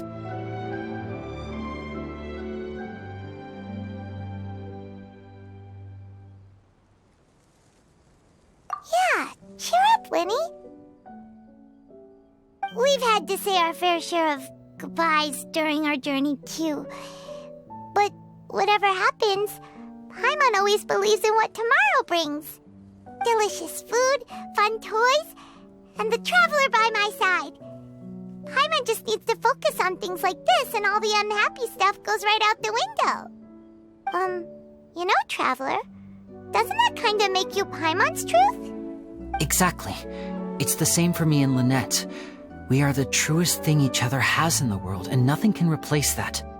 Life has taken plenty from us, like it did from Gemma. But at least it left us with each other. That's what gave us the strength to get through the darkest days. That's why the darkness never consumed me and why it never will. Maybe we live in the shadows too, but we remember every precious ray of light that shines through. All right, time to lighten this conversation up a little. What did you think of the show tonight? Were you happy with it? It was amazing! Paimon just wishes we hadn't been so distracted with the Gemma situation. We spent most of our time in the Opera House just talking and pretty much missed the entire first half of the show. Lyney, could you do just one more trick for us? Whoa, that's a bit of a tall order, I'm afraid. The show's just finished, so my sleeves are decidedly card-free right now. Aw, come on! Surely you can think of something. The Lyney Paimon knows can do anything if he puts his mind to it. Oh, all right then. I'll give it a go, but only because it's you. Watch closely. I have a flower in my hand. You liar! There's nothing in your hand. We ain't going along with this. Huh? My goodness, you're right. But I could have sworn I brought one here with me. Okay, try this. Count down with me. 3, 2, 1. 3, 2, 1. Now, have another look around. Maybe the flowers appeared somewhere else.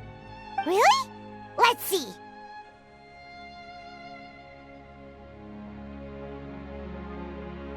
Wow, there it is! Oh, this is a different flower from the last time, right?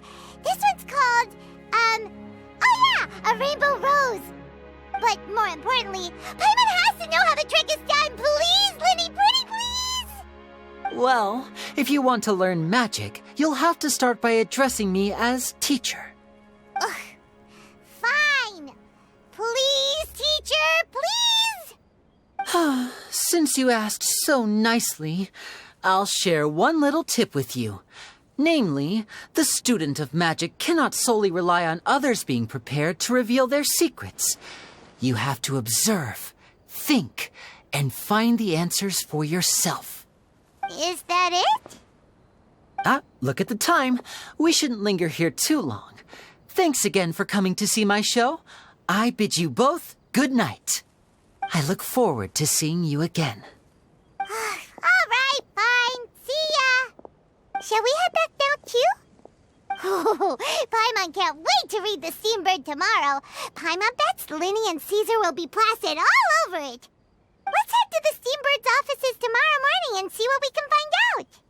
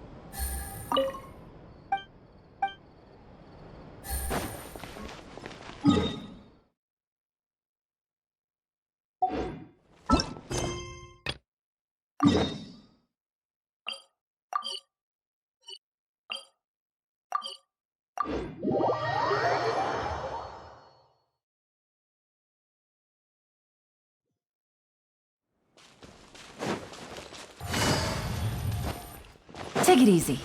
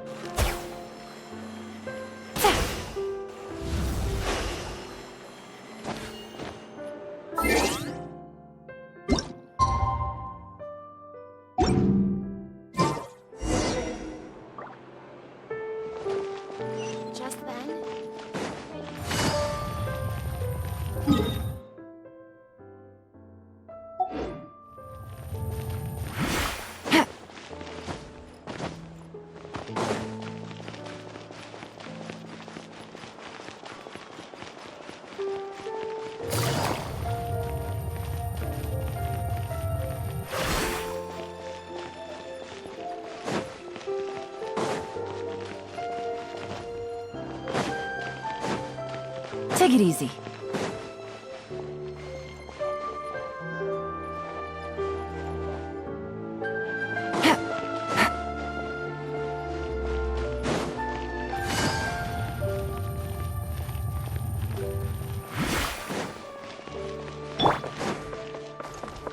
The wind knows me.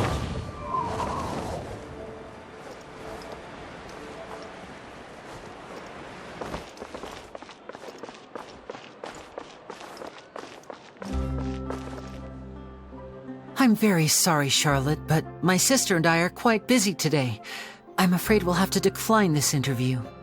Oh, please, Lyney, I'll only take a moment of your time, if you would be so kind. Huh? What's happening here?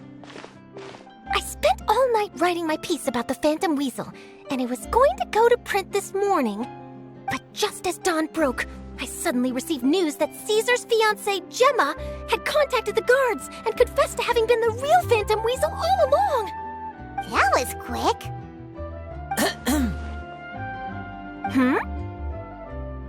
Too late, bro.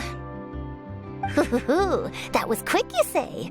It sounds like I've got some catching up to do. Please, fill me in. Whoops. Aha! My instincts did not lead me astray. You do have something to hide. Gemma turning herself in must have something to do with Lyney's performance last night. Maybe watching my high-altitude escape trick reminded her of a better time with Caesar, and she could no longer ignore the voice of her conscience. Huh. Okay, then. Wait, no, there must be more to it. If that's all it took for her to have a change of heart, How did it take her 10 whole years? Well...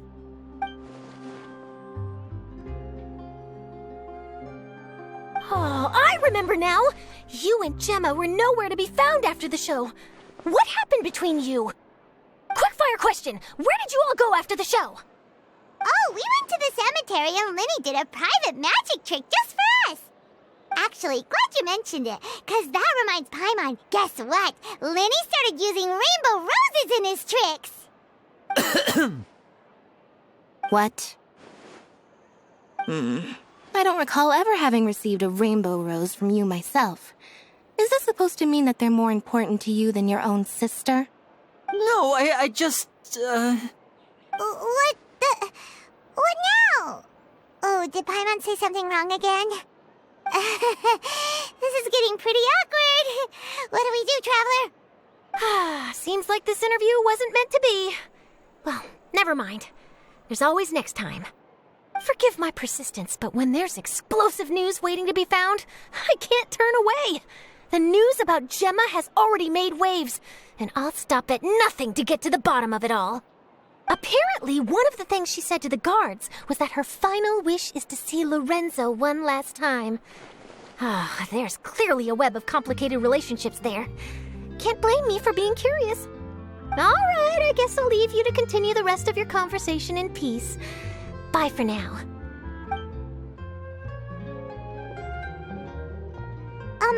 Lynette? Paimon didn't mean to. Don't worry, I wasn't angry. I was just trying to distract her. Oh, really? Oh, thank goodness. You scared Paimon there. Phew. You and me both, Paimon. You and me both. At least it did the job, right? Please, take good care of that rainbow rose. I'd be really upset if you lost it.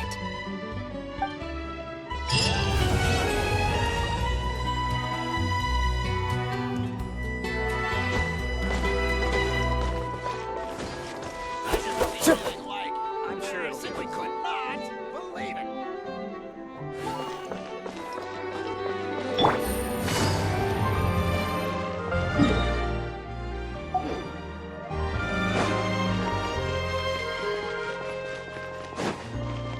Take it easy.